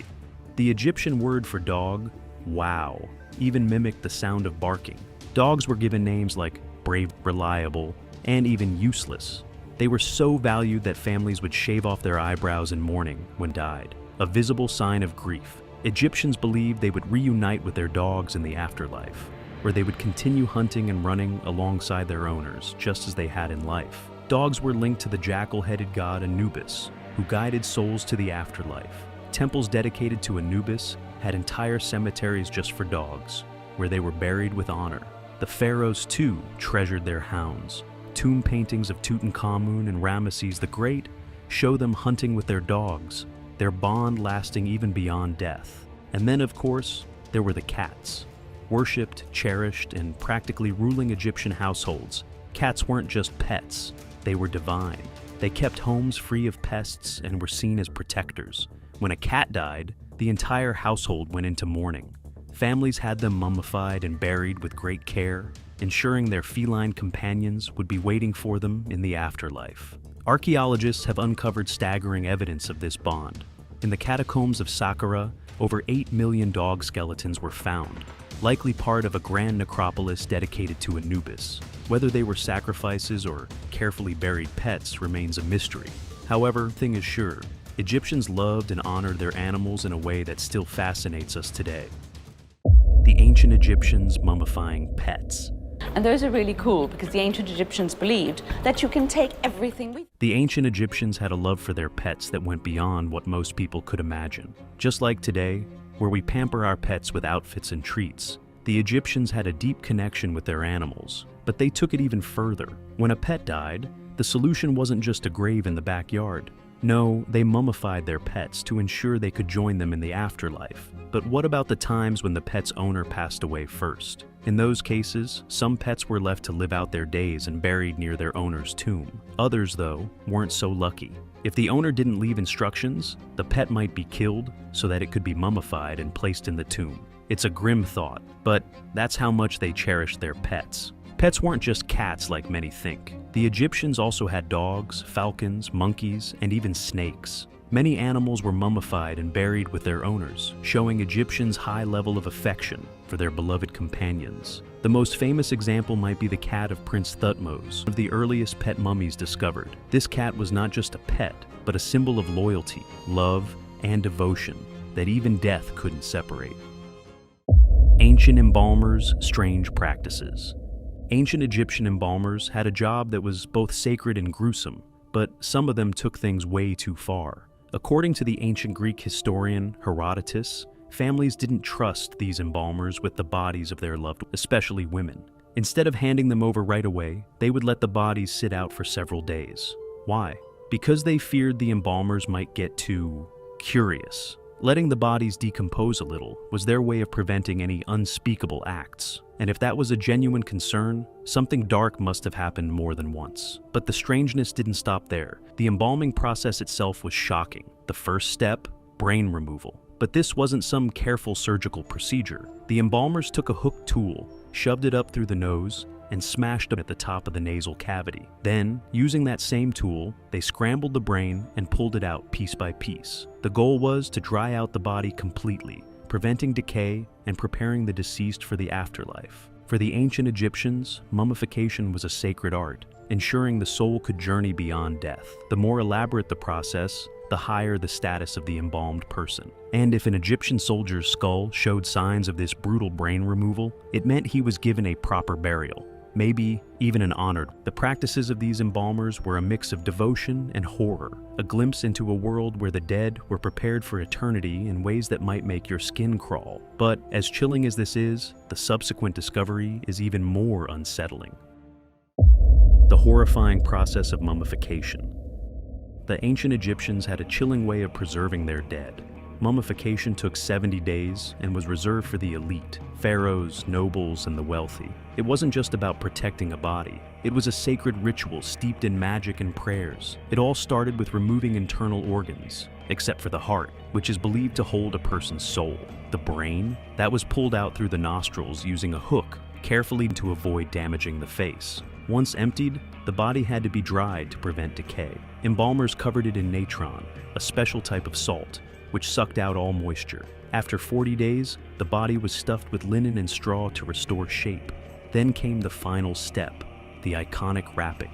Layer upon layer of linen was coated with resin to hold everything together. The mummy was then placed in a coffin, ready for its journey to the afterlife. But Egypt wasn't the only place with mummies. Some formed naturally, preserved by extreme cold or dry air. The oldest mummy in North America, found in Spirit Cave, Nevada, lay untouched for over 10,000 years, perfectly preserved by the cave's arid conditions. In Europe, the famous Ötzi the Iceman, frozen in an alpine glacier for over 5,000 years, still bore the wounds of his mysterious murder. Yet, long before Egypt perfected mummification, the Chinchorro people of Chile were already preserving their dead, 7,000 years ago. Unlike the Egyptians, they mummified even infants and unborn babies. They removed flesh, stuffed bodies with plants, and coated them with clay masks. Their methods were so advanced that their mummies predate Egypt's by 2,000 years. Ancient Egyptians loved board games. Ancient Egyptians loved board games that would rival even the most avid gamers of today. After a long day of work along the Nile River, they would unwind by playing games like Mayhem and Dogs and Jackals. But the one that stood out was Senet. This game, dating back as far as 3,500 before Christ, was played on a long board with 30 squares. Players moved their pieces based on dice rolls or throwing sticks. Though we don't know all the rules today, there's no denying how much the Egyptians loved it. Queen Nefertari, wife of the mighty pharaoh Rameses II, was even shown in her tomb playing Senet. And it's no surprise that pharaohs like Tutankhamun had their own Senet boards buried with them. This game wasn't just a way to pass the time, it was also a way to connect with the gods, with players hoping for divine protection from gods like Ra, Thoth, and Osiris. That's why Senet was often found in tombs, offering a connection to the afterlife. But Senet wasn't the only game on the block. Mayhem, another popular game, was played on a board shaped like a snake. It dates back to 3000 before Christ, but Senet is considered older. Both games reflect the Egyptians' deep love for leisure and the spiritual beliefs they intertwined with everyday life. Ancient Egyptians wore fake beards. Ancient Egypt had a symbol of power so unique that it still grabs attention today: the false beard. This wasn't just for any regular guy. It symbolized kingship worn by pharaohs to show they were divine rulers. The false beard dates back to 3000 before Christ. It wasn't just a piece of jewelry, made from gold, bronze, or precious. These beards were tied around the ears and fastened behind the head. But why the beard? It wasn't just a fashion statement. The false beard was linked to the gods, especially Osiris, the god of the afterlife, and Ra, the sun god. Pharaohs wore them to show they were not just earthly rulers, but divine beings directly connected to the gods. It was like saying, "I'm not just a king, I am a living god." Even more mind-blowing, female pharaohs like Hatshepsut wore the false beard to solidify their power. She wore the same regalia as male rulers, beard included, to prove she was the legitimate pharaoh. The false beard was a sign of authority, not gender. Over time, the beard's shape evolved. From a short square-ended beard in the Old Kingdom to a long braided in the New Kingdom, it symbolized divine kingship and power. Pharaohs wore it during religious ceremonies, even burial rituals, to stay connected to the heavenly world and the afterlife. Ancient Egyptians had bizarre customs, from their love for false beards to their fascinating burial rituals. These practices show their world's differences, yet they were deeply connected to their gods and beliefs. Hidden chamber in the Great Wall of China. Recent discoveries led by Professor Zhang Yukun from Tianjin University have revealed these fascinating hidden doors, primarily built during the Ming Dynasty in 1368-1644. Using advanced imaging technology, researchers uncovered entrances that blend seamlessly into the wall, designed for both military strategy and trade. These doors weren't just for show, they played a crucial role in defense. Soldiers could use them to move stealthily, launching surprise attacks on enemies. Some were even large enough for 2 horses to pass through. Historical documents indicate that nomadic tribes were allowed to use certain gates for grazing cattle, proving that the Great Wall was not merely a barrier, but also a means of facilitating trade and communication. The design is particularly clever. Doors facing enemies were camouflaged with bricks, making them nearly invisible. This architectural ingenuity highlights the wall's multifaceted purpose throughout history. So, next time you think of the Great Wall, remember, it's not just a massive structure. It's a complex network of hidden chambers and strategic passages that tell the story of ancient China. If you're excited about these discoveries, don't forget to subscribe to our channel. Stay updated with the latest revelations and fascinating tales from history that will keep you on the edge of your seat. Join us as we explore more hidden gems and intriguing stories from ancient ruins and beyond in our upcoming entries. You won't want to miss what we uncover next.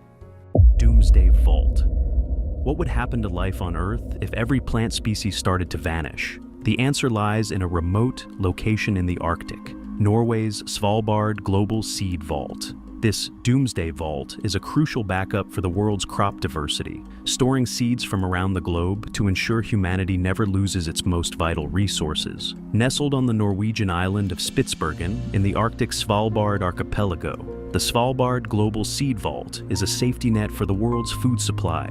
If something were to wipe out crops in other gene banks, due to war, climate change, or natural disasters, this vault stands ready to safeguard our planet's plant life. With 1.2 million seed varieties stored as of 2022, its capacity to hold 2.5 billion seeds ensures that agriculture can be restored, even if disaster struck. The design of the vault is brilliant. Located 120 meters deep in a mountain, the Svalbard vault stays at a constant temperature of 18-degree Celsius due to refrigeration units. But even if these systems failed, the surrounding permafrost would keep the seeds viable for centuries. This clever engineering ensures that plants will not go extinct, no matter what happens. Built for just $8.8 million, this life-saving project has already paid for itself, earning the nickname Noah's Ark of Seeds. It's a hidden treasure that quietly safeguards the future of life on Earth, proving that great ideas and engineering can have a lasting impact.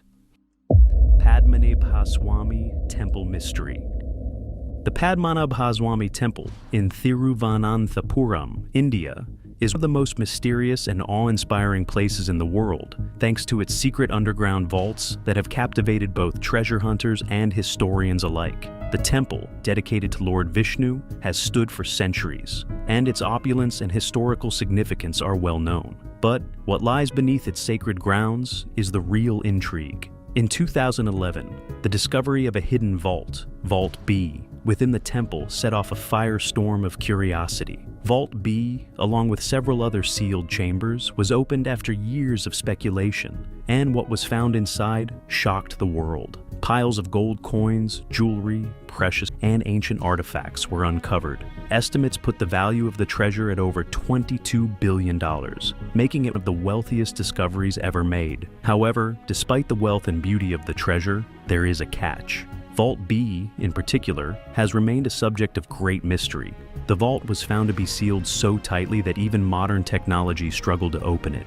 Some even believe that the vault may be cursed, as there were strange incidents that occurred during the excavation, leading many to believe that something more sinister lies within. The ancient Nagapasa mantra, a spell invoking serpent deities, was believed to have sealed the door, and many believe tampering with it would unleash disastrous consequences. The myth of Nagas, mystical serpents in Hinduism, loomed large over the vault's mysteries, adding an air of supernatural danger. With rumors of trillions of dollars worth of treasure and a potential curse, the decision to unseal Vault B has become a deeply controversial.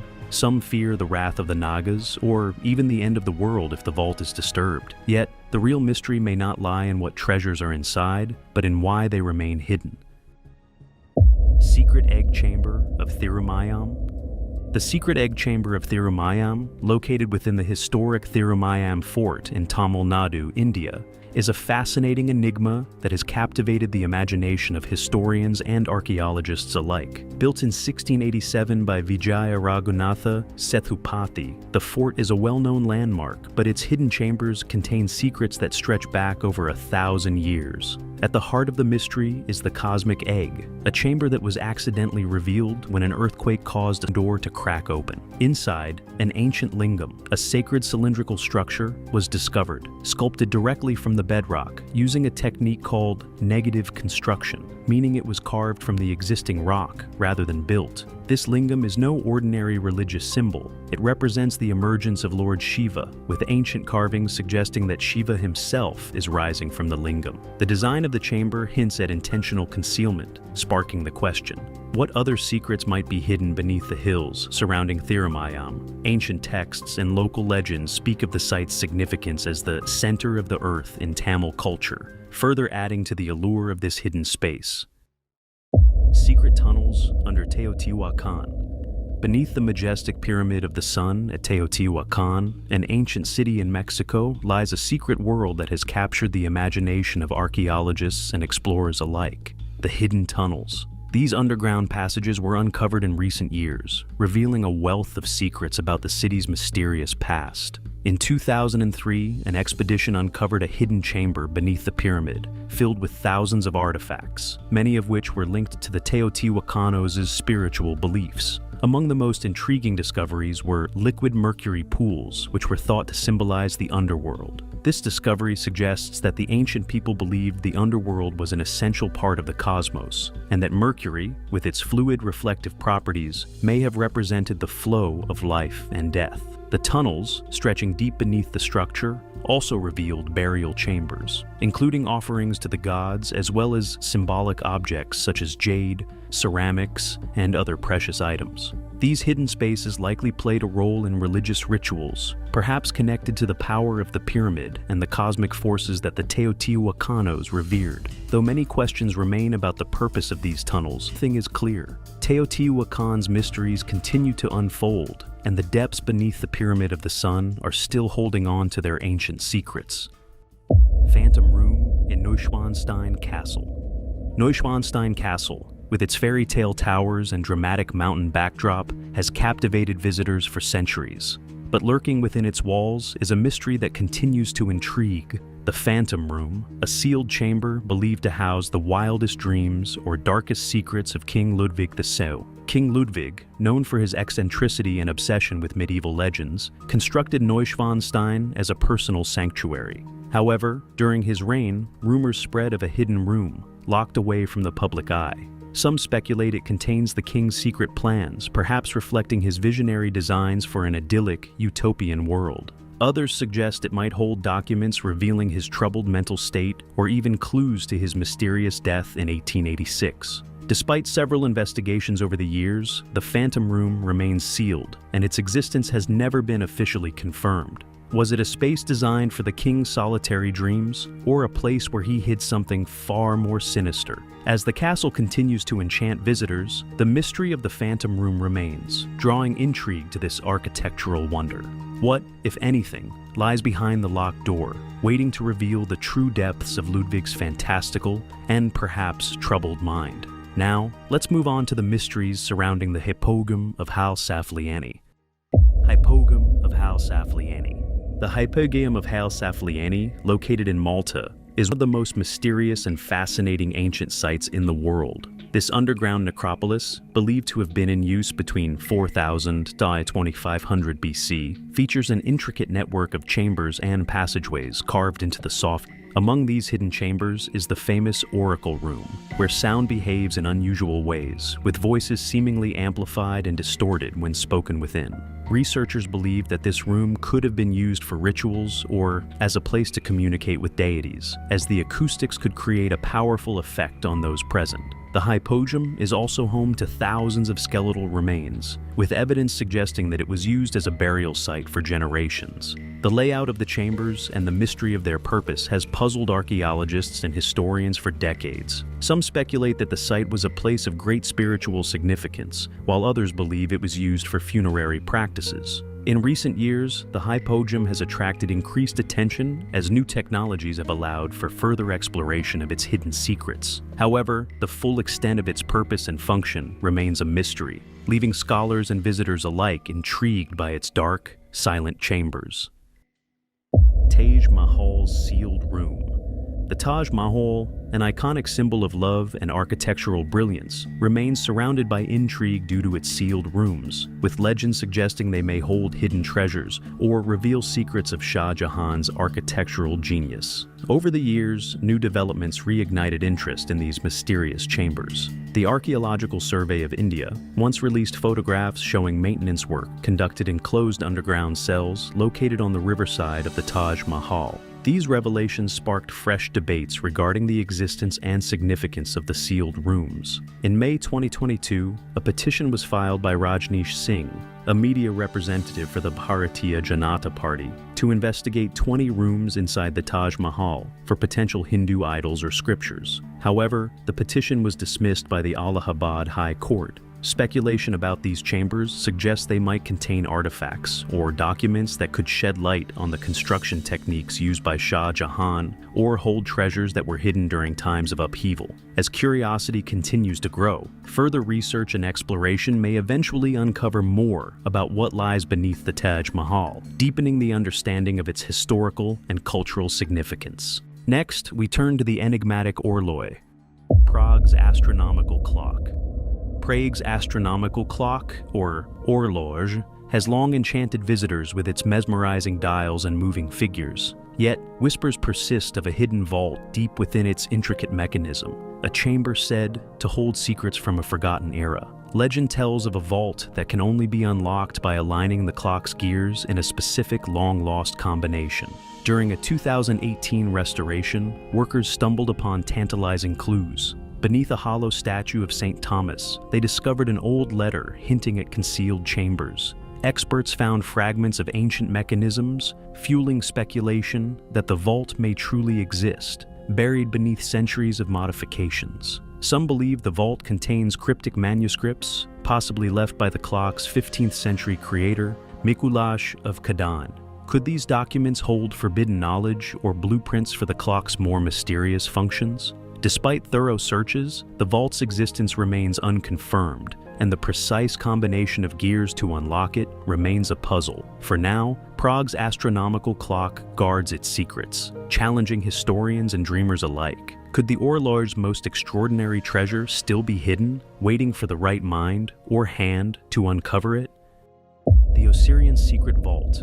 Hidden beneath the sands of Abydos, Egypt, lies one of the most enigmatic and fascinating structures of the ancient world, the Osirian's secret vault. This underground chamber, located near the Temple of Osiris, has long puzzled archaeologists and researchers due to its mysterious design and its potential connection to advanced ancient knowledge, possibly even a link to the fabled city of Atlantis. The Osirian, believed to date back to the reign of Seti I around 1300 BCE, is unlike any other ancient Egyptian structure, built with massive blocks that appear far more advanced than the technologies available at the time. The vault suggests a deep understanding of engineering that many believe surpasses the capabilities of ancient Egypt. Its sophisticated construction techniques and the use of large, precisely cut are similar to those found in other mysterious ancient sites, leading to theories that it could be a relic from a lost civilization, perhaps even Atlantis. Inside the Osirian, there are also carvings and inscriptions that hint at the ancient Egyptians' spiritual connection to Osiris, the god of the afterlife. But the true purpose of the vault and its connection to Atlantis,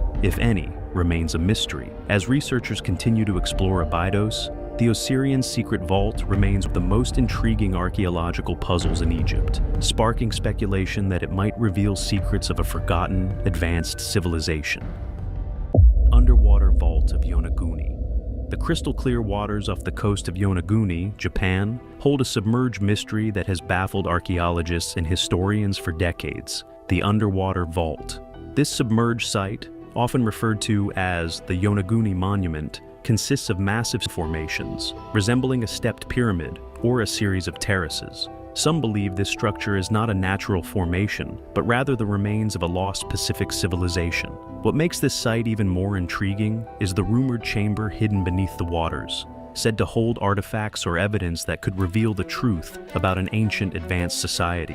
While some dismiss the structure as a natural formation, others argue that its intricate design, featuring sharp edges and unusual angles, points to human craftsmanship. Divers exploring the area have reported strange underwater corridors, narrow openings, and tight spaces that seem too deliberate to be the work of nature. The most tantalizing theory is that the chamber, if it exists, could contain knowledge or relics from a civilization lost to time, swallowed by the ocean after a cataclysmic event. The underwater vault of Yonaguni remains one of the most enigmatic and unexplored archaeological sites in the world, with whispers of hidden treasures and ancient secrets waiting to be uncovered. The Secret Chapel in Rosslyn Castle. Tucked away in the Scottish countryside, the enigmatic Rosslyn Castle has long captivated the imaginations of those drawn to mystery and legend. The very name Rosslyn is thought to mean hidden knowledge, a fitting title for a place surrounded by whispers of secrets and treasure. Beneath the castle lies a hidden underground chapel, an elusive room steeped in intrigue, said to guard the most sought-after relic in history, the Holy Grail. This chapel, though shrouded in secrecy, has a rich and fascinating backstory that dates back to the 15th century. The Rosslyn Chapel, built by Sir William St. Clair, was designed with intricate carvings that are thought to hold hidden messages, symbols, and codes pointing to a deeper meaning. Some believe that these carvings, particularly the depicting the journey of the Knights Templar, lead to the location of the Grail itself. Over the years, many explorers and treasure hunters have ventured into the castle's depths, hoping to unlock the cryptic messages hidden within the chapel's architecture. Despite their efforts, the true purpose of this secret chamber remains elusive, adding to the mystique of Rosslyn Castle.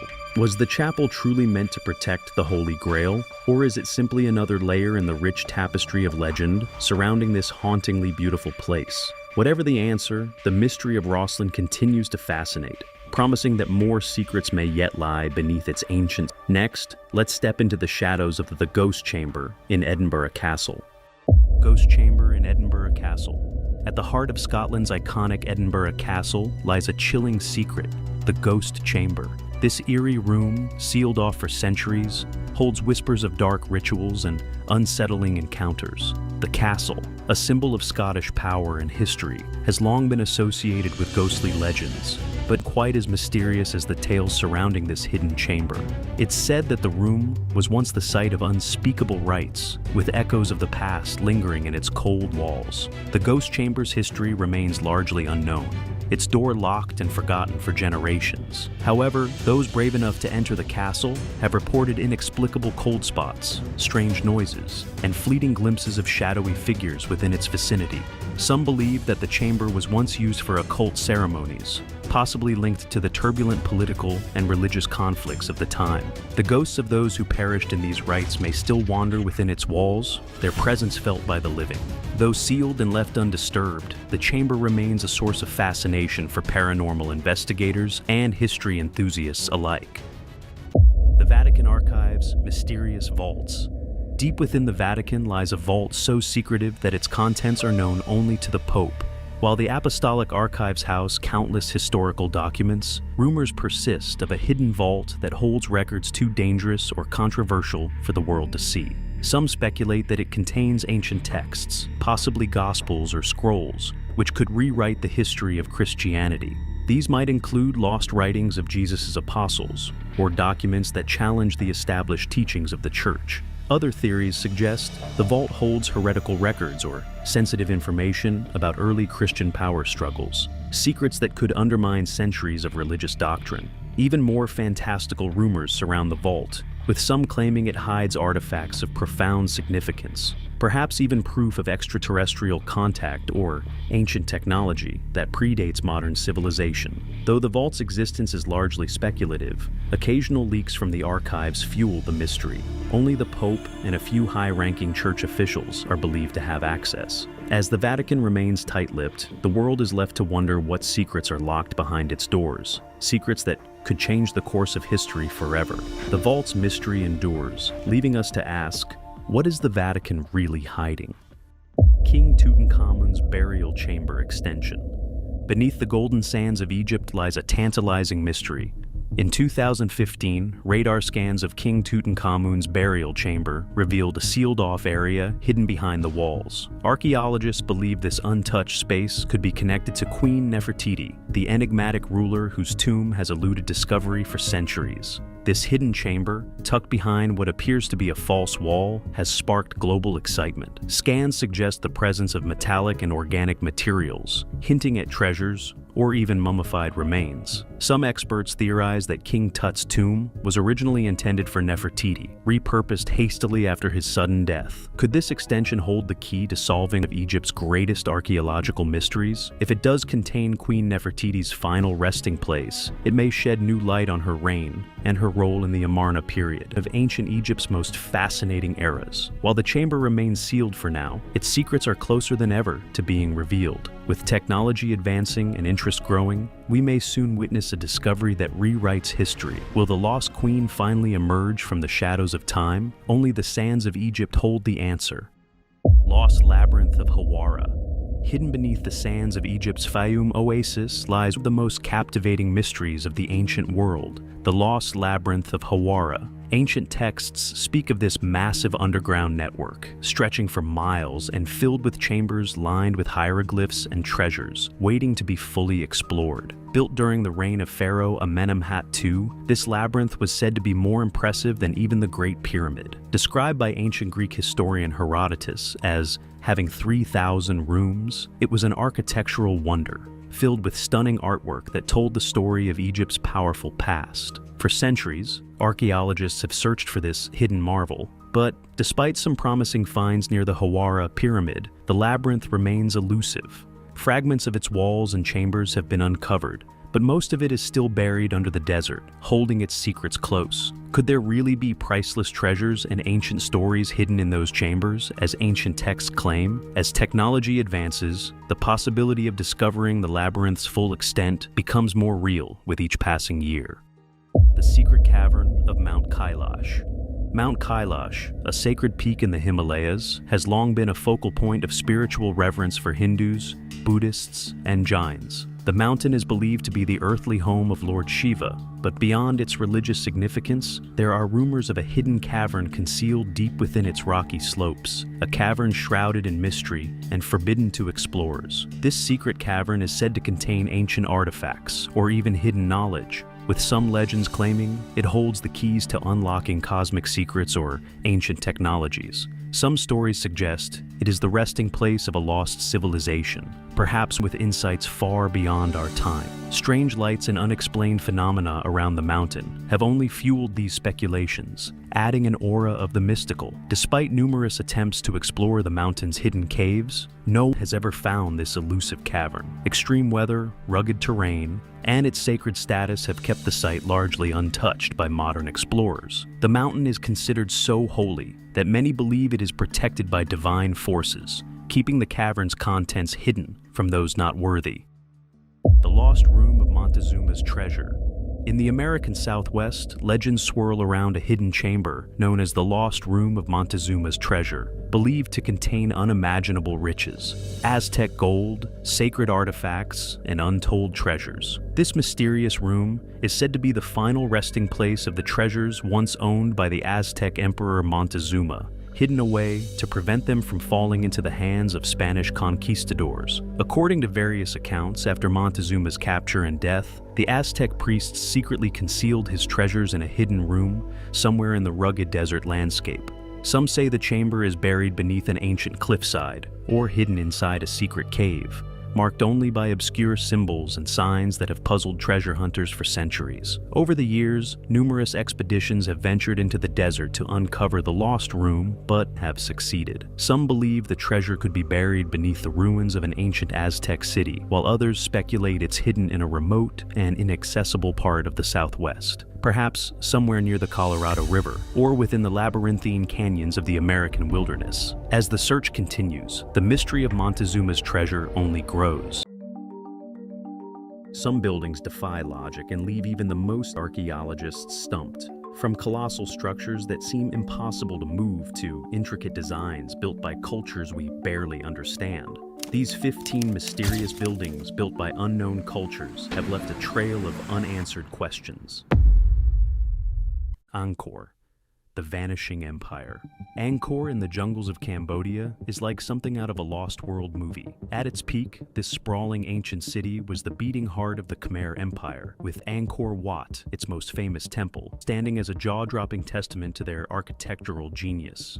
Built in the 12th century, Angkor Wat is a masterpiece of design, featuring intricate carvings and a layout perfectly aligned with celestial patterns. The Khmer didn't just stop there. The entire city was a marvel of urban planning, with an advanced water management system to support its massive population. But by the 15th century, Angkor was... The reasons are still a bit murky. Some experts point to changing trade routes, others to wars or even environmental disasters like devastating droughts. Whatever the cause, nature wasted no time reclaiming the city. Massive trees now wrap their roots around ancient, adding to the site's eerie, otherworldly vibe. The mystery buildings in Angkor just show how even the mightiest civilizations can vanish into thin air. If you enjoyed diving into these mysterious buildings, make sure to hit that like button and subscribe. You won't want to miss what's coming next. The Enigma of Pumapunku. Deep in the high-altitude plains of Bolivia lies Puma Punku, a mysterious complex that has left experts scratching their heads for centuries. This ancient site, located near the more famous Tiwanaku archaeological site, is believed to have been constructed by the Tiwanaku culture over 1,500 years ago. But here's the catch. No one really knows how they pulled it off. Puma Punku's claim to fame is its impossibly precise. Some of these weigh over 100 tons and are intricately carved with interlocking grooves, drill holes, and straight lines that look laser cut. What's even wilder, the closest quarry is miles away, meaning these were somehow transported without wheels or pack animals. Adding to the intrigue, the site has been heavily weathered and looted over the years, leaving only remnants of what must have been a sprawling complex. Still, what's left is enough to keep researchers, history buffs, and conspiracy theorists hooked. Whether it was advanced engineering, divine inspiration, or something more extraterrestrial, Puma Punku remains a mystery. Tikal, the ancient Mayan city. In the dense Guatemalan rainforest lies Tikal, one of the most jaw-dropping creations of the ancient Mayans. This sprawling city isn't just a handful of ruins. It's an entire metropolis that was thriving long before modern cities even existed, with towering pyramids, intricate carvings, and plazas that could easily fit a modern stadium. Tikal makes you wonder, how did they pull this off without cranes, trucks, or even the wheel? The Mayans built Tikal around 2,000 years ago, and at its peak, it was home to over 100,000 people. But here's the catch. It wasn't just a place to live. It was also a cultural and spiritual hub. The towering temples, some over 200 feet tall, weren't just impressive. They were designed to align perfectly with celestial events. These ancient architects clearly knew their stuff. Despite its brilliance, Tikal was around 900 Common Era, with no clear explanation for why its thriving civilization came to a halt. Theories point to war, famine, or even climate change, but the exact reasons remain elusive. Over time, the jungle reclaimed the city, hiding it from the world for centuries. Mystery of the French building. All right, and we are in. Tucked away in the French countryside lies a sprawling, eerie building that seems to defy explanation. Who has been here, mate? It's massive, decayed, and oddly full of things that look like they were just recently in use. As the explorers wander through, the place reveals a bizarre mix of old-world charm, modern utilities, and unsettling remnants of its mysterious past. The journey starts with creaky steps and snow-covered floors, hiding potential hazards, holes, weak boards, and who knows what else. The team jokes nervously. You're showing no fear! Shot to the cranium, and Lesnar landed on his feet! Anyways, Pointing out a set of footprints that are definitely not human. Whatever left those marks might still be nearby. Each room they enter is stranger than the last. Reveals fish tanks and beer bottles. Another, a grimy kitchen with surprisingly modern appliances. There's even a fridge stocked with random items, as if it had just stepped out and forgotten to take their groceries. The deeper they go, the more bizarre it gets. A mattress in a random room looks like it was recently slept on, adding to the eerie feeling that the place might not be as it seems. Down in the basement, they stumble upon a state-of-the-art washing machine and a jacuzzi, alongside a strange assortment of items. Buckets of salt, a shopping trolley, and even a massage room. The explorers can't help but wonder if it was a spa or a private residence or maybe some kind of retreat. It really looked like it was left in some kind of hurry. The creepy Gundry Sanitarium. there's a door. No. The door just opened by itself. Between the peeling paint, collapsing ceilings, and eerie silence broken by weird noises, the Gundry Sanitarium feels like it's holding on to a lot of secrets. Baltimore's Gundry Sanitarium is a whole vibe, and not the good kind. This place was built back in 1880 by architect Charles Baker, originally as a women's retreat where they could rest. Sounds innocent enough, right? Well, fast forward a bit, and Alfred Gundry took it over and turned it into a psychiatric facility for children. That's where things took a seriously dark turn. By the late 1990s, rumors of abuse and neglect were swirling around. After a big investigation into the place's sketchy practices, it finally shut down in 2000. Since then, it's been rotting away, becoming Baltimore's most haunted spots. Urban explorers love this place, Even though it's falling apart and loaded with creepy vibes, Dan Bell and Nation of Decay decided to check it out, and what they found was straight out of a horror movie.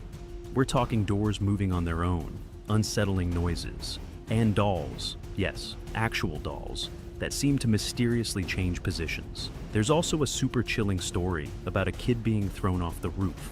Add in black mold, decayed walls, and religious song sheets scattered around, and you've got the perfect haunted setup. This is where it gets worse though. They found a freshly dead cat inside.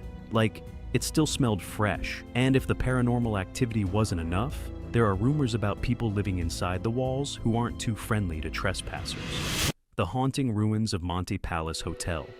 The Monte Palace Hotel was supposed to be a luxurious 5-star hotel with sweeping ocean views, lush surroundings, and the promise of paradise when it opened in the Azores in the late 1980s. Fast forward a few decades, and what remains is a crumbling, mist-shrouded shell that feels more like a post-apocalyptic movie set than a luxury retreat. The Monte Palace was ambitious, built to attract high-end tourists to the Azores, but it was ahead of its time. Back then, the Azores weren't exactly a hot travel destination. The hotel struggled to fill rooms, and within just 2 years, the owners of the place entirely. Now, it sits quietly in decay, surrounded by dense greenery, with nature slowly reclaiming what humans left behind. Visitors who make their way to this eerie site often compare it to the aftermath of a nuclear disaster. Broken walls, rusting metal beams, and vegetation creeping through cracks give it a haunting charm. Signs warning, danger, entry forbidden, are ignored by curious explorers eager to wander its collapsing hallways. Inside, graffiti covers the walls, remnants of tiles hint at former grandeur, and puddles form from water dripping through holes in the roof. The rooftop, once a prime viewing spot for guests, now resembles an overgrown garden. Small trees and plants sprout from the cracks, a vivid reminder of how quickly nature takes over. The foggy weather only adds to the atmosphere, making it feel as though something, or might be lurking in the shadows. The home with a dark past. Tucked away in the southern United States, there's an old deserted house that once belonged to a family, a father, mother, and their 3 young daughters. On the outside, it probably looked like the perfect family home, cozy and full of love, but behind the front door, the reality was much darker. The house is like a time capsule, frozen in the moment the family left. Toys are still scattered around, clothes hang untouched in the closets, and photos of happier days are left to gather dust. It might seem like a snapshot of a loving family, but for the mother and her daughters, it was a place of fear. The father's abusive behavior turned the house into a nightmare. Eventually, the mother and her daughters could no longer take it and decided to leave. In their rush to escape, they left everything behind. Every toy, every picture, and every part of their old life. They didn't look back. Soon after they left, the father disappeared as well, knowing he couldn't escape the consequences of his actions. The house was left empty, a chilling reminder of what the family had endured. For the mother and daughters, returning wasn't an option. Every room held painful memories they couldn't bear to face. The house now stands full of broken furniture and walls that still echo the family's past. The toys, clothes, and photos that were left behind aren't just objects. They carry the weight of everything the family had to leave behind to survive. The 1800s farmhouse. In the back roads of rural Alabama, an old, crumbling farmhouse stands forgotten, its history almost buried under layers of time. The roof is sagging, and the yard is littered with forgotten treasures, a half-rotted Mercedes, and a pickup truck, and a race car overtaken by nature. But as the curious explorer steps inside, they're hit with something eerie, a past left intact. The farmhouse, which George and Joyce had called home since 1961, had once been a place of warm family values. But as the world outside changed, so did the family. The children, once raised with the prejudices of a past generation, left home and began to challenge those long-held beliefs. By the time George passed in 2011, the house seemed to have been left to stand as a monument to outdated ideas. Inside, the house is a time capsule, an eerie snapshot of a family's history frozen in time. The furniture and antiques are intact, as if waiting to pick up where they left off. The floors creak underfoot, revealing old photo albums, a collection of vintage items, and even old medicine bottles. The rooms are filled with relics, wooden toys, baseball trophies, dusty lamps, and books, many dating back to the early 20th century. The house feels like a museum, but with the unsettling sense that the family simply walked away, leaving it all behind. Among the most striking finds are old, handcrafted pieces, like a pair of antique swords, old diaries, and family portraits from as far back as 1913. There's even a wedding photo from 1969, a reminder of the couple's happiest day. But perhaps most unsettling is the sheer volume of forgotten memories, old letters, unused china, and an assortment of relics from an era. Some rooms are so full of clutter that they've become almost impassable, while others reveal personal items stashed away, perhaps to keep painful memories hidden. Even the kitchen, with its walls and old farmhouse charm, feels stuck in time. A calendar from November 1998 hangs on the wall, reminding the visitor just how long it's been since it set foot here. It's a strange place, full of history yet devoid of life, leaving behind only the memories of a family and their outdated values, quietly decaying with the house. Exploring an Emeka bingo and old theater. In this eerie exploration, the camera takes us inside an Emeka bingo hall, giving us a glimpse of what remains of the once popular social space.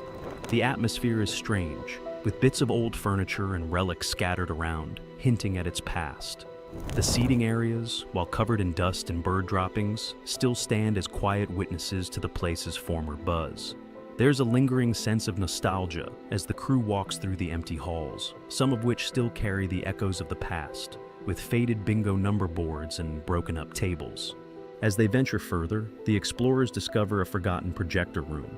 This place was once a theater, long before it became a bingo hall. The crew members joke around about the broken equipment and the strange, dimly lit spaces, but there's an undeniable thrill in seeing it all stripped down, untouched by modern renovations. The excitement is palpable, especially when they climb up to the rafters, revealing a view that seems to stretch forever. It's as if time itself has paused here. What's even more fascinating is the unexpected mix of decay and hidden gems. There are still remnants of the old-world charm in the form of cobwebbed projectors and vintage equipment. Some parts of the building have been left in ruin, with peeling walls and broken windows, while others seem to have been cleared out, hinting that there might have been plans to repurpose the space. The forgotten Pennsylvania Turnpike. Right in the midst of Pennsylvania, there lies a 13-mile stretch of road that feels like it was plucked straight out of a post-apocalyptic movie. And fun fact, it actually was. The desolate Pennsylvania Turnpike, built in 1940, once bustled with traffic as cars zipped through tunnels carved into the Appalachian Mountains. These tunnels weren't just any tunnels, they were repurposed from a railroad project, making them the ultimate recycling job. But despite its clever beginnings, the Turnpike's story took a turn. By the 1960s, the booming automotive industry became its downfall. Traffic jams and delays turned this engineering marvel into a bottleneck nightmare. So, in 1968, the decision was made to shut it down for good. Over time, nature began reclaiming the road, and what was once a modern thoroughfare became an eerie, overgrown relic. Since its closure, the Turnpike has found a second life in some unexpected ways. Hollywood came calling in 2009, using the road as the perfect setting for the dystopian film The Road, directed by John Hillcoat and starring Viggo Mortensen.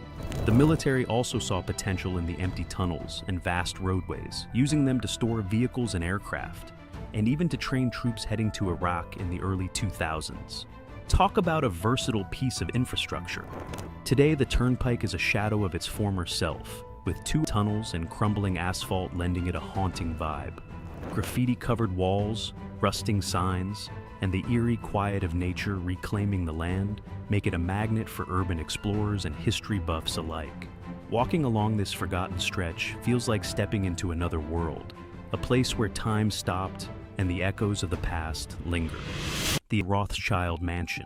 Hidden behind dense trees and a golf course that has seen better days lies the Rothschild Mansion, a sprawling estate steeped in mystery and whispers of elite secrecy. This grand structure, now left to decay, is shrouded in rumors of hidden tunnels, secret chambers, and even sacrificial basements, though that might just be the internet talking. Once a lavish home to one of the wealthiest families in history, it's now a magnet for urban explorers and conspiracy theorists alike. The mansion, surrounded by overgrown greens and patrolled by private security, feels like something out of a spy thriller. Cameras lurk in the trees, motion sensors guard the grounds, and the air of exclusivity remains thick. Explorers brave enough to venture close have documented crumbling walls, rotting curtains, and remnants of its opulent past. A stark contrast to the state-of-the-art security still in place. But it's not just the mansion that draws attention. Adjacent to it is a golf course that looks more like a wildlife sanctuary, complete with roaming deer and neglected bunkers. The estate also boasts a family cemetery, where the graves of the Rothschild lineage add another layer of intrigue. Some say their true resting places might be within a private chapel or a hidden tomb, but who's to say? In recent years, the mansion story has taken a darker turn. Security guards have reported break-ins and vandalism, with a guard even describing a harrowing encounter with intruders just a day before an exploration. Despite the risks, the allure of this decaying symbol of wealth and power continues to captivate those who dare to peek behind the curtain. Villa Carbonetto, the mansion too haunted to handle. The Villa Carbonetto has been for over 70 years, but its eerie charm remains intact. Once a luxurious estate owned by a wealthy family, this hauntingly beautiful mansion has been left to decay. Its ornate architecture, grand spiral staircases, and secret passageways now cloaked in dust and mystery. Today, it's owned by a secretive Swiss company, adding another layer to its enigmatic allure. The family who lived here were known for their opulent gatherings, barring common folk from entering their exclusive events. However, beneath their prestigious image lies a darker tale. Rumors suggest some family members may still linger, not in life, but as restless spirits. The chapel within the mansion houses their sealed mausoleum, its entrance bricked up to deter grave robbers. Visitors have reported strange occurrences near the mausoleum, from flickering lights to inexplicable sounds echoing through the halls. Exploring the villa is like stepping into a time capsule. Elaborate frescoes and massive fireplaces adorn the rooms, while secret staircases lead to areas like the servants' quarters, where the atmosphere turns from eerie to outright chilling. In the chapel, ghost hunters have recorded strange electromagnetic activity, including a mysterious voice seemingly warning, "Come back by yourself." It's enough to send shivers down the spine of even the bravest explorers. The lost treasure box with a royal mystery. A metal detector enthusiast struck gold, literally, when they uncovered a treasure box filled with gold coins and ornate dishes. The discovery wasn't just about the items, it was about what the find hinted at. This treasure box, buried in an unassuming patch of overgrown land, is believed to be linked to an ancient palace that once stood in the area. The location's overgrown landscape shows traces of human activity, with subtle remnants of what could have been the foundation of a grand structure. The gold coins and the elaborate designs on the dishes reveal a glimpse of a forgotten culture. The craftsmanship points to a society with refined tastes, likely a group that flourished centuries ago, but left behind little trace. The treasure box itself, secured with a time-worn lock, was likely hidden deliberately, possibly during an invasion or some catastrophic event. Whoever buried it clearly intended to keep it safe, but they never returned to retrieve it. Researchers are investigating the surrounding area for signs of the palace or settlement. Uneven terrain and scattered fragments suggest there might be something buried deeper underground. Historians are already speculating that the treasure could have belonged to a royal family or wealthy merchants operating along an ancient trade route. Creepy 1970s home with secret tunnels. Hidden in the middle of nowhere, this 1970s ranch bungalow is the kind of place that raises way more questions than it answers. Built in 1974, the house sprawls across acres of property and comes with some truly eerie surprises, including a system of underground tunnels that connect the garage to the house. At first glance, the house seems like your average retro home. It has all the classic touches, breeze blocks along the front, wood-paneled interiors, and colorful 1970s tiling in the bathrooms. But the real intrigue starts in the double-car garage, where you'll find a narrow tunnel leading directly to the basement. Sadly, the basement is flooded now, making it impossible to explore further. But it's enough to get the imagination going. Why was the tunnel built? And who thought it was a good idea to connect it to a house in the middle of nowhere? Inside, the house is a time capsule of 1970s design, complete with parquet floors, accordion-style closet doors, and even an old-school cassette player still sitting in the garage. The kitchen is another retro gem, with checkered backsplash tiles and built-in bookcases adding to the vintage vibe. While most of the appliances have been updated, the rest of the house feels untouched, like the owners just vanished one day. What's really creepy, though, is how heavily the house and even the outdoor sheds are boarded up. Despite all that effort, the doors are unlocked and some windows are shattered, leaving an unsettling sense of abandonment. The plywood over the breeze blocks is particularly puzzling. Why block something designed to let air flow through? The mysterious house of Nikolai. This is just plain eerie and has unsolved mystery written all over it. The story revolves around a young boy named Nikolai, who lived in this house with his family, or so it seems. Photos found inside show Nikolai with different families, not just a few snapshots either. Entirely different people in what should have been his family portraits. It feels like pieces of the puzzle are missing, and no matter how you arrange them, nothing quite fits. The house itself was around 2013, but it still holds plenty of questions. A conversation with a longtime neighbor only made things murkier. When asked about the house's occupants, he shrugged and said, "I've been living here forever, and I never saw coming or going much." Apparently, the family kept to themselves, but the neighbor did notice odd detail. Different faces showed up at the house every day except for Nikolai. The boy, he said, was the only constant. Who were these people? Were they relatives, friends, or something more sinister? And then there's the strange case of Grandma, who seemed to play some role in the house's story, but how or why remains unclear. The whole setup feels like a ghost town in miniature, frozen in time, with Nikolai at the center of it all. When the house was finally explored, it was as if the family had just vanished, leaving everything behind. Toys, furniture, photos, everything still in its place, gathering dust. Yet, no one could explain what happened to Nikolai, or why the house was left untouched. 2,500-year-old astronomical observatory in Buto, Egypt. A genuinely shocking discovery has been made in Egypt, leaving historians and archaeologists in awe. While digging in the ancient city of Buto, a massive temple dedicated to Wadjet, the protector goddess of Lower Egypt, they uncovered something incredible, the largest and most advanced astronomy observatory of its time, built over 2,500 years ago. This isn't just any temple. It's a massive quarter-acre, 850 square meters structure, like nothing they've found from the 6th century before, Common Era before. I mean, can you even imagine? A whole observatory used to track the sun and stars. The Temple of Buto is a significant site. It wasn't just used for religious purposes, it was at the heart of astronomical study when Egypt was experiencing political change and foreign rulers took the. This was an unstable period in Egypt's history, but the astronomers of the time kept their eyes on the skies, seeking to unlock the mysteries of the sun and the stars. They used the observatory to record and observe these movements, which were both practically and spiritually significant. What makes this discovery even more mind-blowing is the range of tools and features they found inside. Among the items discovered, a sloping sundial stood out, used to measure time based on the sun's position. The temple was built to face east, right toward the direction of the rising sun. Archaeologists found 3 blocks inside the building that were used to measure the sun's location. Then, 5 large blocks were placed on long slabs with lines that measured the sun's rays and how they changed throughout the day. These tools show how advanced the Egyptians were in their understanding of astronomy. But it doesn't end there. Archaeologists also uncovered a possible observatory tower and a platform with inscriptions on sunrises and sunsets.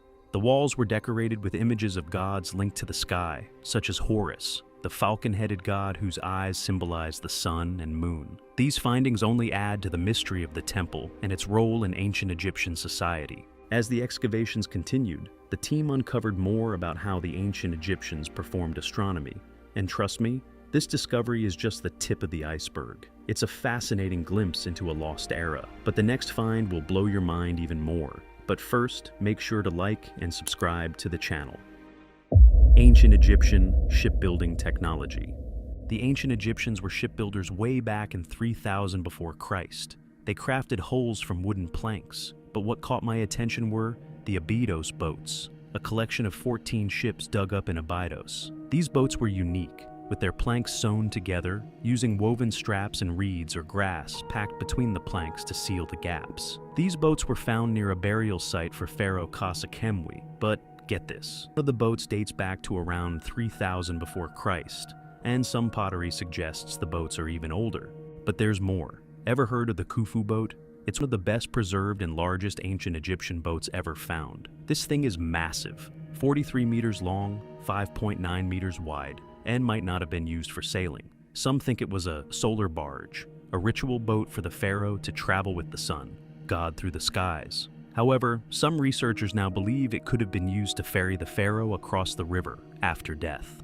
By the time we reach the Naqada Second period, around 3500 before Christ, Egyptians were already building boats with wooden planks. They were evolving their design from flat papyrus rafts to ships with a sickle-shaped hull. But here's the thing, we don't know much about their earliest shipbuilding methods. Still, we know boats played a massive role in Egypt's daily life, from transportation to military, religious ceremonies, and even fishing.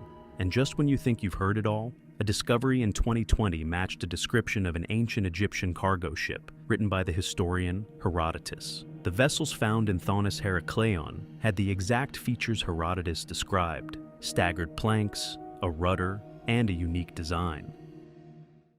Cylindrical Core 7. In ancient Egypt, there's a rock that doesn't quite add up to what we thought we knew. This rock, Core 7, is over 4,500 years old and was discovered near the Great Pyramids. It's not just any. This peculiar cylinder is scored with strange, perfectly spaced lines that look like grooves on a vinyl record. Found by British archaeologist Flinders Petrie in the late 19th century, it's now housed in the Petrie Museum in London. The real question is, how on earth did the ancient Egyptians carve such precise lines into solid granite, a rigid material that even modern tools struggle to work with?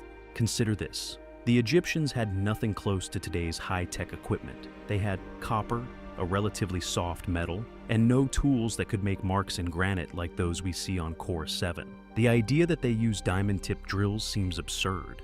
After all, diamond is the only material tough enough to cut through granite. So how did they do it? How could the ancient Egyptians have drilled through rock so precisely, like a modern power drill, when they had no power tools? A clue lies in the groove patterns themselves. These grooves are unlike anything you'd expect from a simple hand tool like a bow drill. When scientists look at Core 7's markings, they see evidence of a tool that must have spun rather than moved back and forth like a bow drill. And what's more, the spacing between each groove suggests that the drill had incredible force behind it, more than even the most potent modern drills can achieve. It's a mystery that goes deeper. Researchers found that the drilling technique used on Core 7 would have required far more power than anything the Egyptians had access to, based on the tools we know they had. So, could it be that the Egyptians were using technology far ahead of their time? Tools we've never found?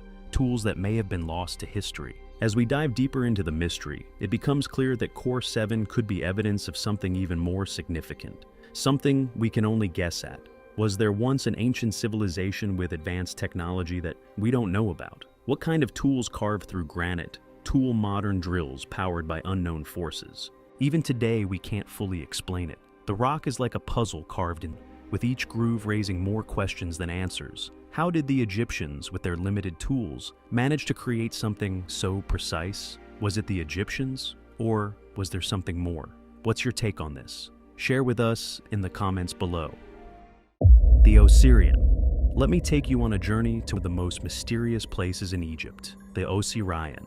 This ancient temple, hidden behind the mortuary temple of Sidi the Vraus at Abydos, is a strange and puzzling structure. It's so mysterious, in fact, that even today Egyptologists are scratching their heads. To make things even more fascinating, Osirian is completely closed to the public. No one can walk through its eerie halls to read the rituals and funerary texts that were carved into its walls. But don't worry, there's still a way to glimpse it. From the back of Seti's temple, you can see the cenotaph, the empty tomb-like structure surrounded by water. It's a view that leaves you wondering, what was this place really for? At first, experts thought the Osirian was an old kingdom structure based on the massive granite blocks it was built with. But after further studies, it was clear that it was built much later, during the reign of Seti I.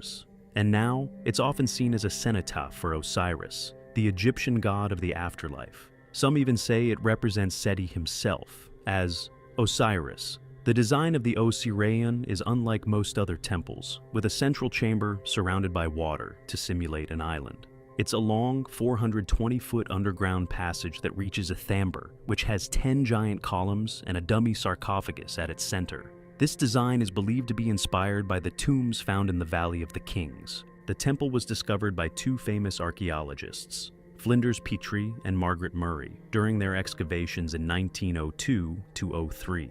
Petrie, in Egyptology, had a knack for finding ancient treasures, while Murray, an expert in both archaeology and anthropology, was equally skilled. Together, they uncovered this strange temple that would become the subject of much debate. Some say it was built by Amenemhat III, as suggested by the Greek historian Strabo, who visited Abydos in the 1st century before Christ. One of the most curious features of the Osirion is the mysterious symbols inside, specifically the Flower of Life, a sacred geometric symbol found on the monoliths. This symbol, which the Egyptians took very seriously, can still be seen in some of their architecture and artwork today. It's believed to represent the building blocks of life, and it was so important that even the Greek philosopher Pythagoras studied it during his time in Egypt. The Osirion's massive rose granite pillars, some weighing up to 100 tons, were hauled all the way from Aswan. Even though it doesn't match the typical style of the New Kingdom, many scholars still credit Merimta with its creation.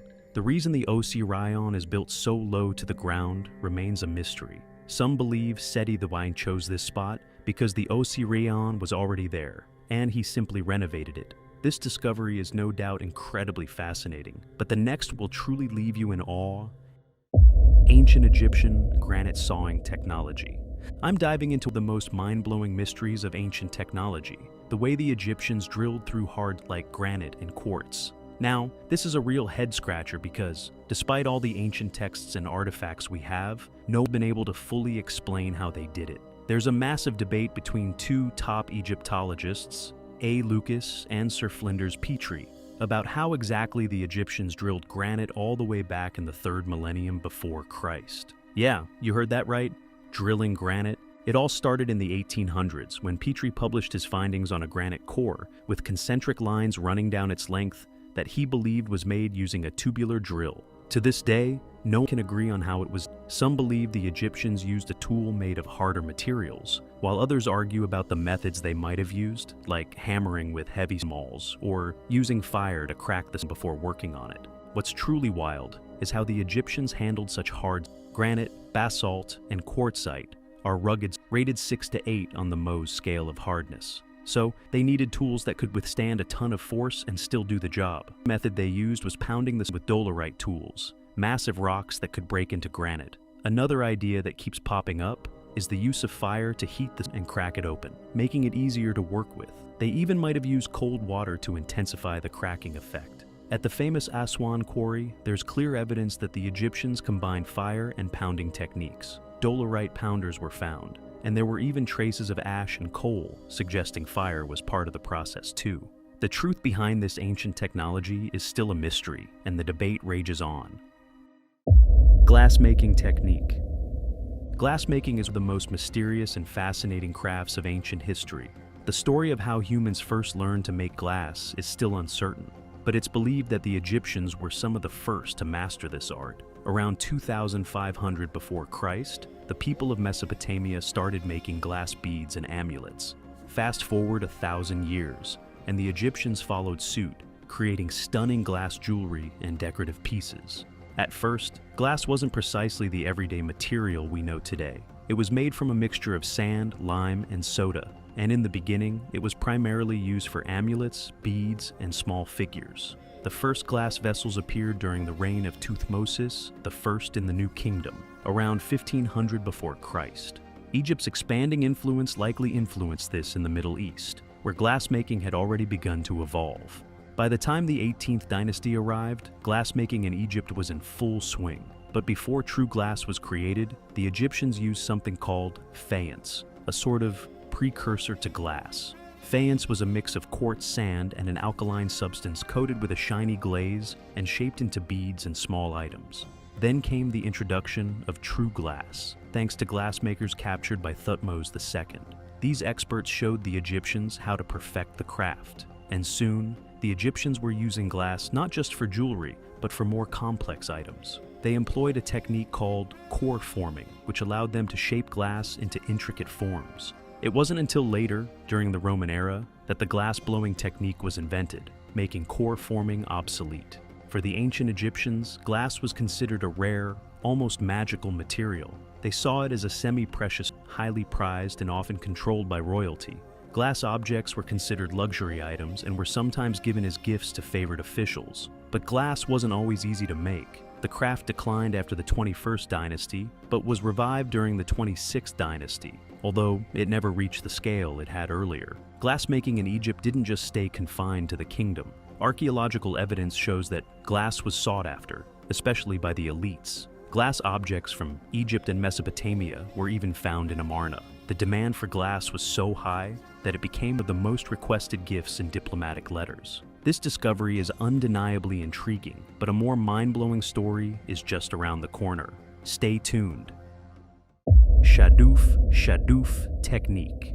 Next up are the most mind-blowing discoveries of ancient Egypt. Imagine harnessing the power of a river that could flood entire lands every year. That's exactly what the ancient Egyptians did. They built a system that worked with the Nile River, using the flood to turn their land into the most fertile ground on Earth. The Nile's flood could raise the river by 45 feet, covering vast areas. As the waters slowly receded, they left rich soil perfect for growing crops like wheat. And when did they plant?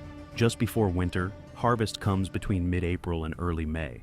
But here's the real genius. The Egyptians invented a way to control this flooding. They used basin irrigation, a system that let them manage the river's rise and fall to their advantage.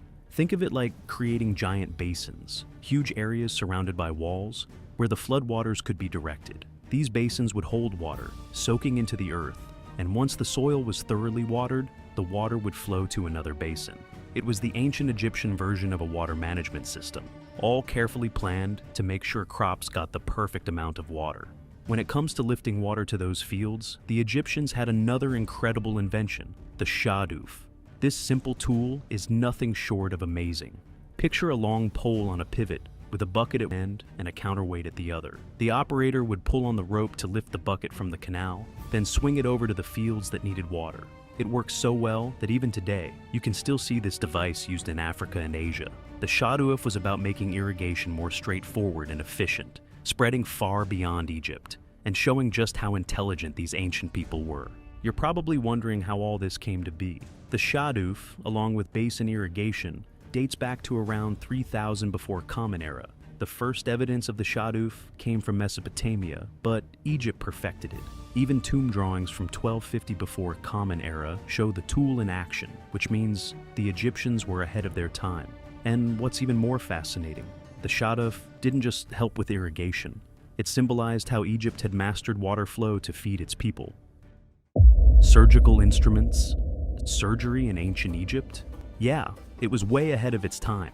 I'm not talking about a few essential tools. I'm talking about a full-on medical setup with surgical instruments that look pretty similar to what we use today. Picture this. In the Kam Ambo temple, built between 180 and 47 before Christ, there were carvings showing knives, a drill, forceps, hooks, and even a saw. This wasn't just art, it was a record of advanced surgery. And get this, there are even documented cases of successful amputations. Yep, they were using saws for that. But that's not all. A fascinating find in a mummy buried around 630.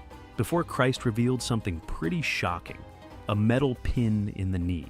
The radiographs showed that this pin was placed right at the time of death, giving us insight into how advanced their surgery was. I mean, who would have guessed they were practicing joint fixation so long ago?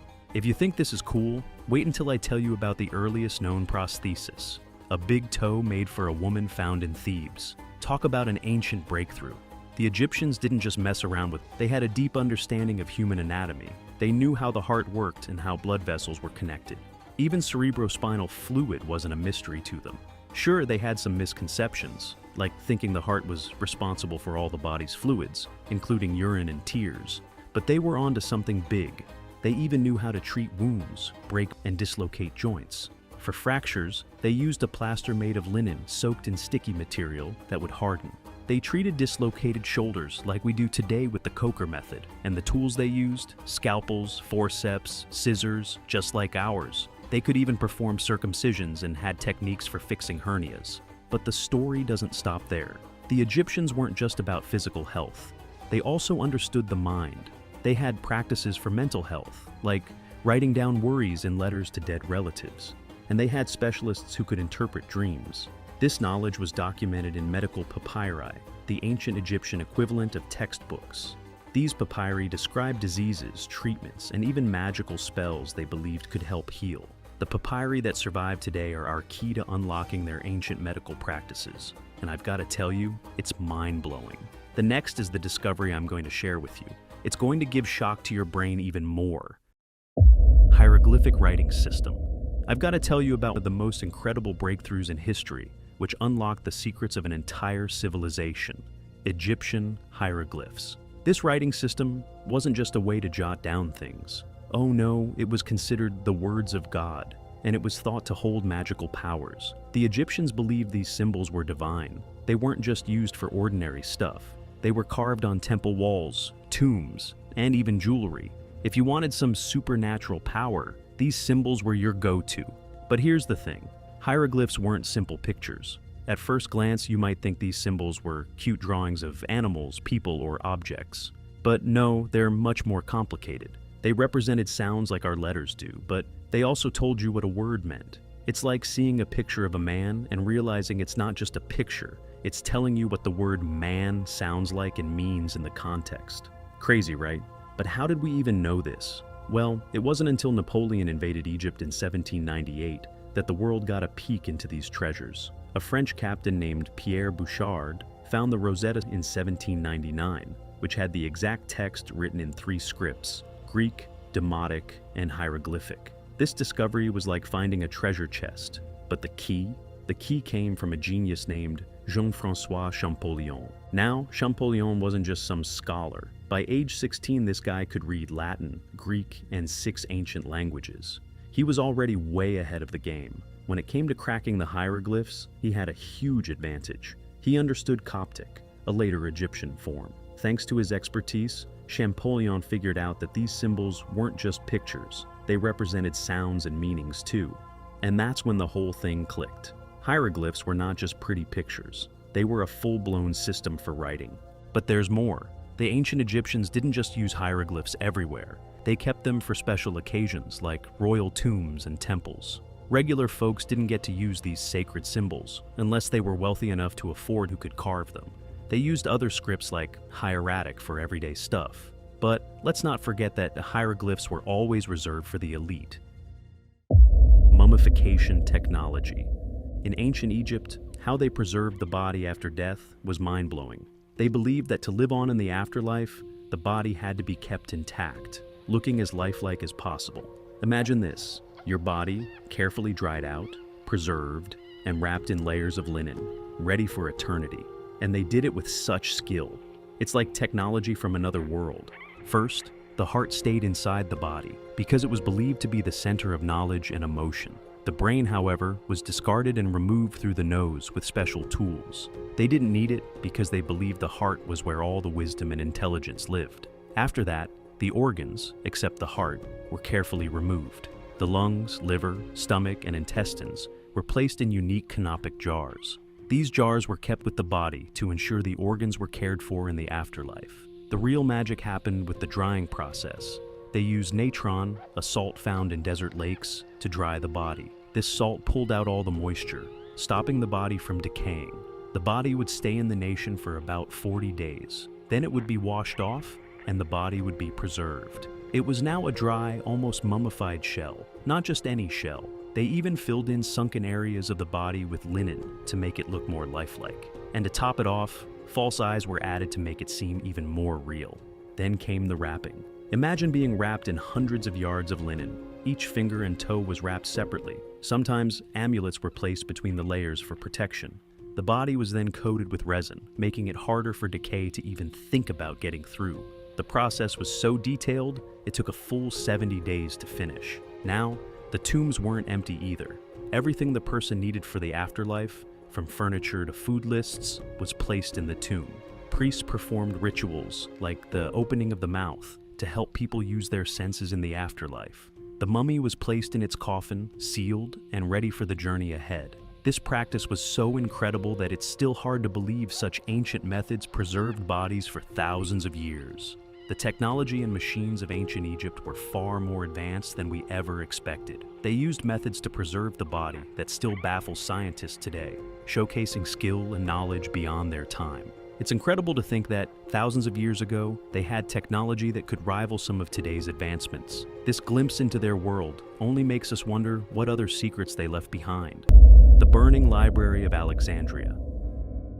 Imagine a massive library that held almost all the knowledge of the ancient world. It wasn't just a place for books. It was a hub where scholars from all over came to study, write, and create. This was the Library of Alexandria, a symbol of human achievement. But its destruction?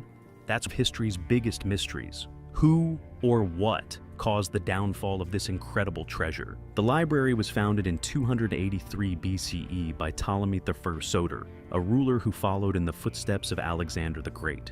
It was part of the Alexandrian Museum, but don't think of a museum like we know today. This was a huge learning center with lecture halls, beautiful gardens, a zoo, and even shrines for the 9 muses, the goddesses of art and science.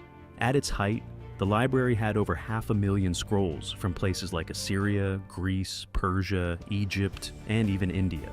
Think about that. Scrolls filled with ancient philosophies, early scientific breakthroughs, and stories that could rival the greatest epics ever. So, what happened to this treasure trove? Well, the blame has been placed on several figures, but one of the most famous is Julius Caesar. In 48 BCE, Caesar was chasing Pompey when he ended up trapped by an Egyptian fleet in Alexandria. To escape, he set the fleet on fire. The flames spread, and parts of the city, and supposedly the library, went up in smoke. Oddly, Caesar never missed in his writings. Was it a simple mistake, or was he trying to hide something? The story doesn't end there. Centuries later, when the Roman Empire embraced Christianity, Theophilus, the Patriarch of Alexandria, turned the Temple of Serapis, a branch of the library, into a church around 391 CE. Many believe that a large part of the library's collection was destroyed during this time. His successor, Cyril, was involved in violent riots tied to religious and philosophical disputes, adding even more mystery to the library's fate. But here's a twist. Long after Caesar's fire, Mark Antony, deeply in love with Cleopatra, reportedly gave her 200,000 scrolls for the library. This suggests the destruction might not have been a single event, but a slow, painful decline that happened over many years. Why does all of this still matter? It's not just about figuring out who destroyed the library, it's about what was lost. The Library of Alexandria wasn't just a bunch of scrolls. It was the beating heart of an intellectual revolution. Losing it may have set humanity back by centuries in science, technology, and culture. And here's something to think about. Could parts of the library have survived? There was a daughter library at the Temple of Serapis. What if some of those scrolls are still buried beneath the sands of Egypt, waiting to be discovered? The loss of the Library of Alexandria left humanity longing for lost knowledge. But some ancient treasures of understanding survived. One of these treasures is the hieroglyphs of ancient Egypt, the oldest writing systems in human history, dating back to the 4th millennium BCE. 2. Egyptian hieroglyphs decoded. Hieroglyphs weren't just simple pictures. These symbols, found on pottery and ivory plaques, held deep meaning. While many of the earliest signs still puzzle scholars, we now know they were representing sounds rather than just images. This challenges the idea that hieroglyphs slowly evolved from picture writing. They were designed as a language from the start. These symbols weren't just a way to communicate. They were also a form of art. The same skilled artisans who carved statues and painted murals created hieroglyphs on temples, tombs, and monuments. Over time, as styles of art changed, hieroglyphs kept some elements that had vanished elsewhere. For example, frontal views of faces disappeared from Egyptian art, but stayed in hieroglyphs because of their importance as symbols. Hieroglyphs were used for all sorts of purposes. They recorded royal orders, told stories of historical events, and honored the gods on the walls of temples. Inside tombs, hieroglyphs offered prayers and instructions for the deceased to navigate the afterlife. For everyday use, Egyptians developed a faster, simpler script called hieratic. This script, written on papyrus and other materials, was more practical for daily tasks. Over the centuries, hieroglyphs also showed how Egyptian culture evolved. For instance, some symbols represented tools that were no longer in use, yet those symbols lived on in hieroglyphs. What were once practical images became mysterious relics from the past. For the Egyptians, hieroglyphs were more than just a way to write. They were sacred. By combining writing with art, they created symbols that carried spiritual meaning and kept traditions alive for thousands of years. But the most powerful use of hieroglyphs can be found in a remarkable text, the Book of the Dead. 3. The Book of the Dead. The Book of the Dead wasn't just a book. It was a guide to immortality for the ancient Egyptians. This collection of spells promised to help the deceased navigate the challenges of the afterlife and reach eternal life. Its roots go back to earlier writings like the pyramid texts from 2400 BCE and the coffin texts from 2000 BCE. But by the 16th century BCE, it had become a detailed manual for the afterlife. The Book of the Dead wasn't a single book. It appeared in many forms, from papyrus scrolls to linen wrappings, and even small amulets placed in tombs. Each item, inscribed with specific spells, was designed to protect and guide the deceased. One of the most famous spells, Spell 125, provided a script for declaring innocence before Osiris, the god of the dead. These texts were created by skilled scribes who often illustrated them with colorful artwork. Each scroll was unique, made specifically for the person it was meant to accompany into the afterlife. Yet, no single Book of the Dead contained all 200 known chapters. Each version was tailored to the individual's needs, making every copy both personal and universal. Modern researchers have discovered parts of the Book of the Dead in surprising places, like fragments on mummy wrappings and papyrus. These findings have reignited interest in the text. Experts like Dr. Foy Scalf and his team at the University of Chicago are working to translate and understand these ancient writings, revealing more about Egyptian culture and history. Beyond their spiritual role, these texts give us a window into ancient Egyptian values. They highlight themes of truth, morality, and the connection between life and the divine.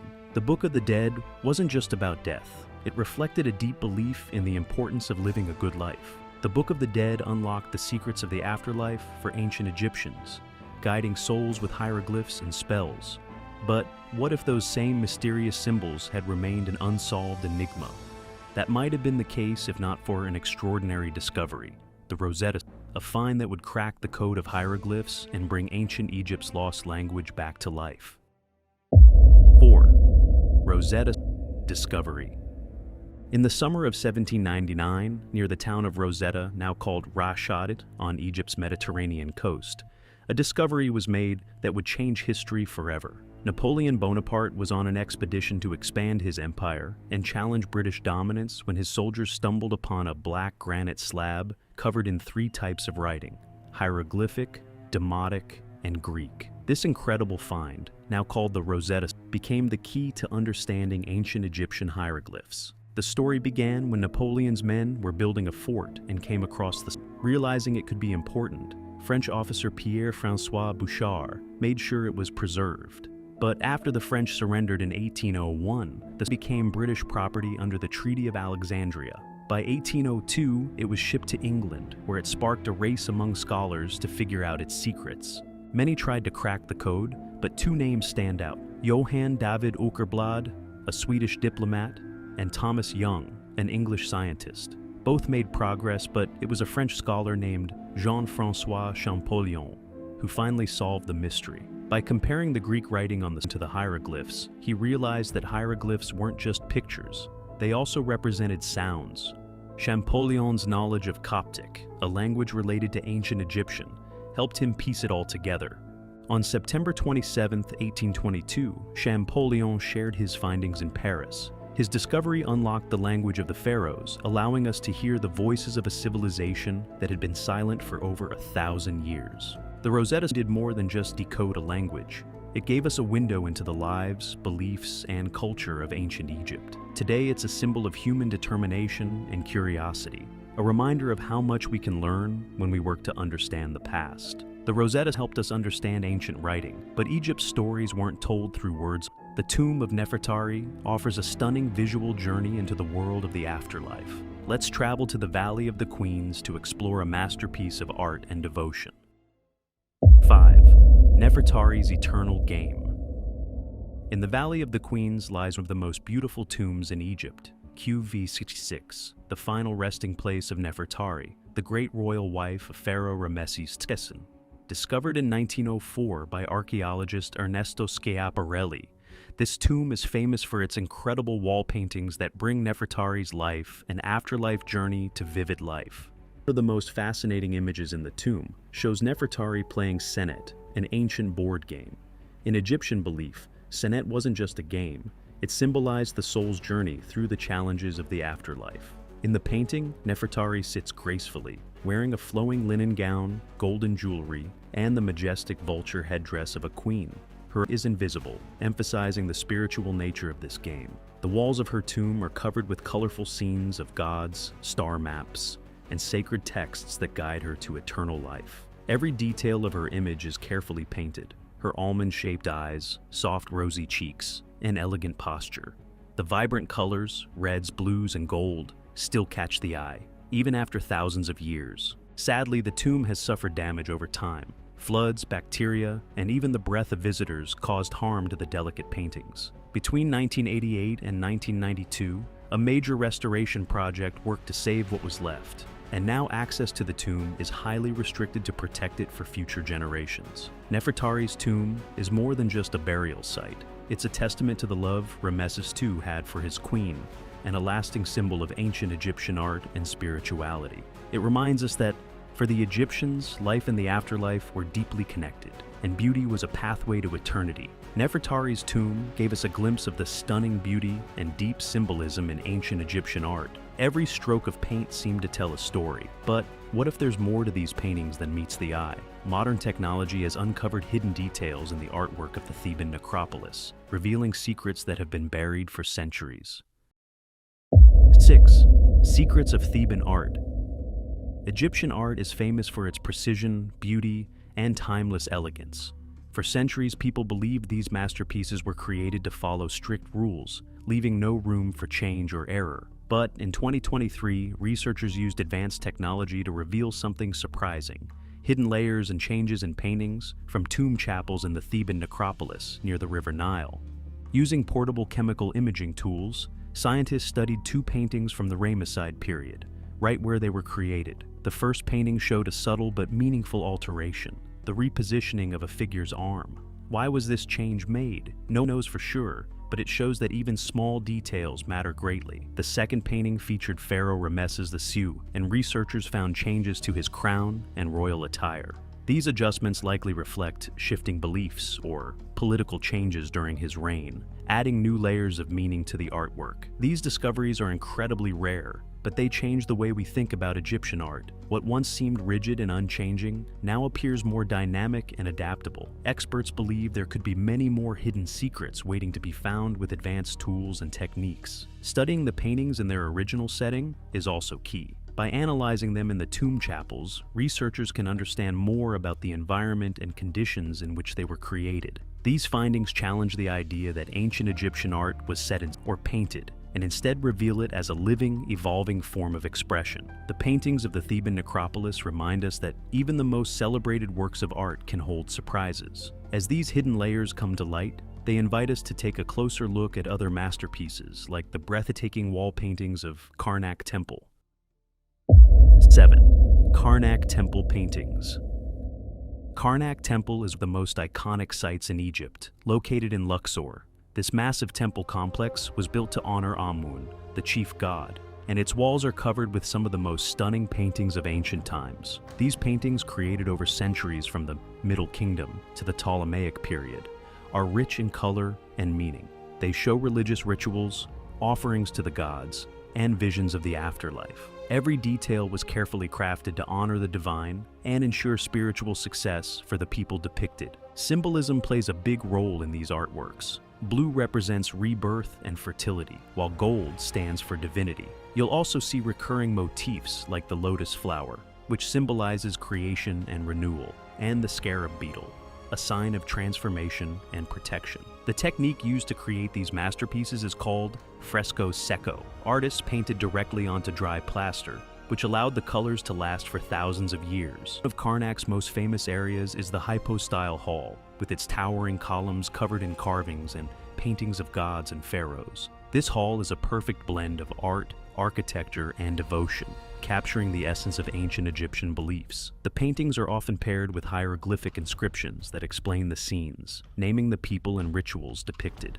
These texts are both decorative and informative, offering insights into the history and culture of the time. Over the years, these paintings have faced challenges like environmental damage and human interference. But modern conservation efforts, including chemical imaging, have helped preserve their beauty and reveal hidden details we never knew existed. The wall paintings of Karnak Temple are more than just art. They are windows into the soul of ancient Egypt. They remind us of the people's deep connection to their gods and their belief in the power of art to transcend time. The paintings of Karnak Temple show us the grandeur of Egypt's spiritual and artistic traditions. But what about the more personal and intimate stories of daily life and eternity? Let's explore the vibrant mural of Nebamun, where art transforms into a tapestry of family, triumph, and rebirth.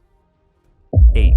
The Mural of Nebamun. The Mural of Nebamun, found in the tomb chapel of an important Egyptian official, gives us a rare and colorful look into life and dreams in ancient Egypt. These beautiful paintings show Nebamun and his family enjoying life, working, relaxing, and imagining an eternal paradise. One of the most famous scenes shows Nebamun hunting birds in the marshes of the Nile. He's joined by his wife, Hatshepsut, and their young daughter. This isn't just a fun activity. It's a symbol of rebirth and victory over chaos. The marsh, full of plants and animals, represents fertility, renewal, and even passion. Nebamun is painted as strong, youthful, and full of joy, showing his hope for an everlasting life. The painting is bursting with details. A golden-eyed cat leaps to catch birds in the papyrus reeds. Cats weren't just pets. They symbolized the sun god fighting the forces of darkness. Around them, lotus flowers and butterflies are painted with amazing care, showing the beauty of nature. Another scene shows Nebamun's version of paradise, a garden in the afterlife. There's a pool of water drawn, as if you're looking straight down at it, surrounded by trees heavy with figs, dates, and dom palms. On the side of the garden, a goddess offers food and drinks to Nebamun. Interestingly, her skin was originally painted the wrong color, but the mistake was fixed later. On the other side, a sycamore fig tree speaks to Nebamun through hieroglyphs, welcoming him as its owner. These murals aren't just pretty pictures, they're stories about life, love, and faith, but they also remind us that life isn't just about enjoying the good moments. There's a bigger picture that leads to the ultimate test of soul. This takes us to one of Egypt's most meaningful artworks, the Weighing of the Heart. 9. Weighing of the Heart. Few images from ancient Egypt are as powerful as the Weighing of the Heart. This scene, found in tombs and on papyrus scrolls, shows the final judgment that decides if it is worthy of entering the afterlife. The heart is the center of this ritual. For the ancient Egyptians, the heart wasn't just an organ, it was the key to who you were. Unlike the brain, which was removed during mummification, the heart stayed in the body. Egyptians believed it held all your thoughts, memories, and emotions, recording every good and bad action you ever did. In the judgment hall, the heart is weighed on scales against the feather of Ma'at, the goddess of truth and justice. Ma'at stands for universal balance and order, and her feather is the ultimate symbol of fairness. The gods oversee this critical moment. Thoth, the god of wisdom and writing, acts as the divine scribe. Depicted as a baboon or a man with an ibis head, he carefully records the results to ensure everything is just and fair. Above the scales, hieroglyphs from the Book of the Dead explain the ritual in detail. If the heart is as light as Ma'at's feather, the person is declared virtuous and allowed to enter the afterlife. But if the heart is heavy with wrongdoing, it is fed to Ammit, a terrifying creature with the body of a lion, the head of a crocodile, and the hind legs of a hippo.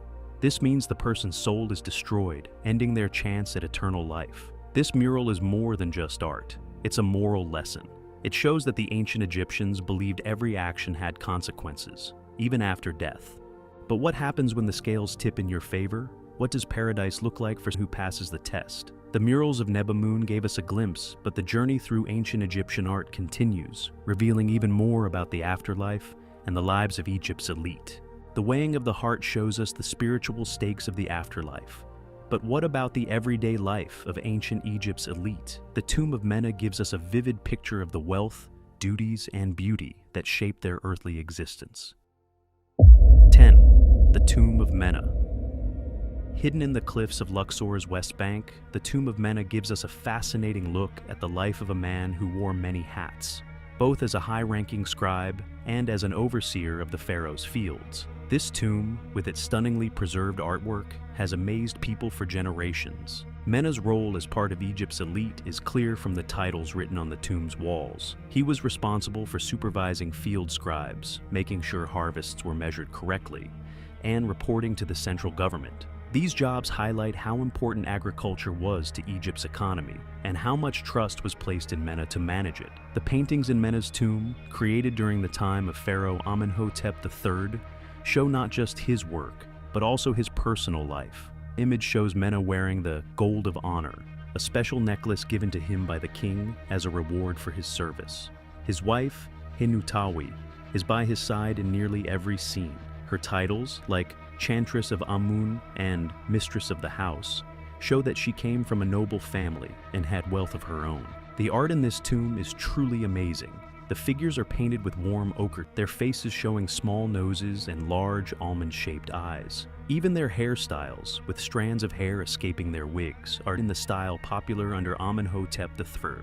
The colors are vibrant, and every detail, from the fields to the people, is painted with care. The scene shows Mena supervising field workers, surrounded by scribes and laborers. In another, he's pictured with his family, capturing a quiet and personal moment. These images remind us that Mena wasn't just a government official, he was also a husband, a father, and a man who cared deeply about his family. Mena's tomb is more than just a burial place. It's a tribute to a life full of hard work, love, and achievement. It also reflects his hopes for eternal recognition in the afterlife. While Mena's tomb focuses on the responsibilities of life, the tomb of Seti takes us to the heavens, where incredible art and spiritual meaning combine to create a breathtaking vision of the afterlife. 11. The Tomb of Seti, Ourbars.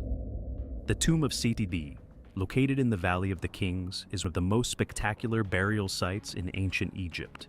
Known as KV-17, this tomb is a masterpiece, showing just how advanced the Egyptians were in art, religion, and even astronomy. Seti I was a powerful pharaoh known for his military skills and devotion to the gods. He ruled during a time of peace and wealth, and his tomb reflects that greatness. The walls and ceilings are filled with detailed paintings and symbols meant to guide him on his journey to eternal life. One of the most striking images is on the ceiling of the burial chamber. It shows the goddess Nut, her body stretched out and covered in stars. The nut represents the sky, and her figure symbolizes the sun's journey through the heavens and the pharaoh's path to join the gods. The walls are decorated with scenes from the Amduat, a sacred text that describes the sun, god Ra's journey through the 12 hours of the night. These paintings show the Egyptians' deep understanding of time, space, and the afterlife. In a powerful scene, Seti I kneels before Osiris, the god of the underworld. This image shows the pharaoh's humility and his hope that Osiris will grant him eternal life.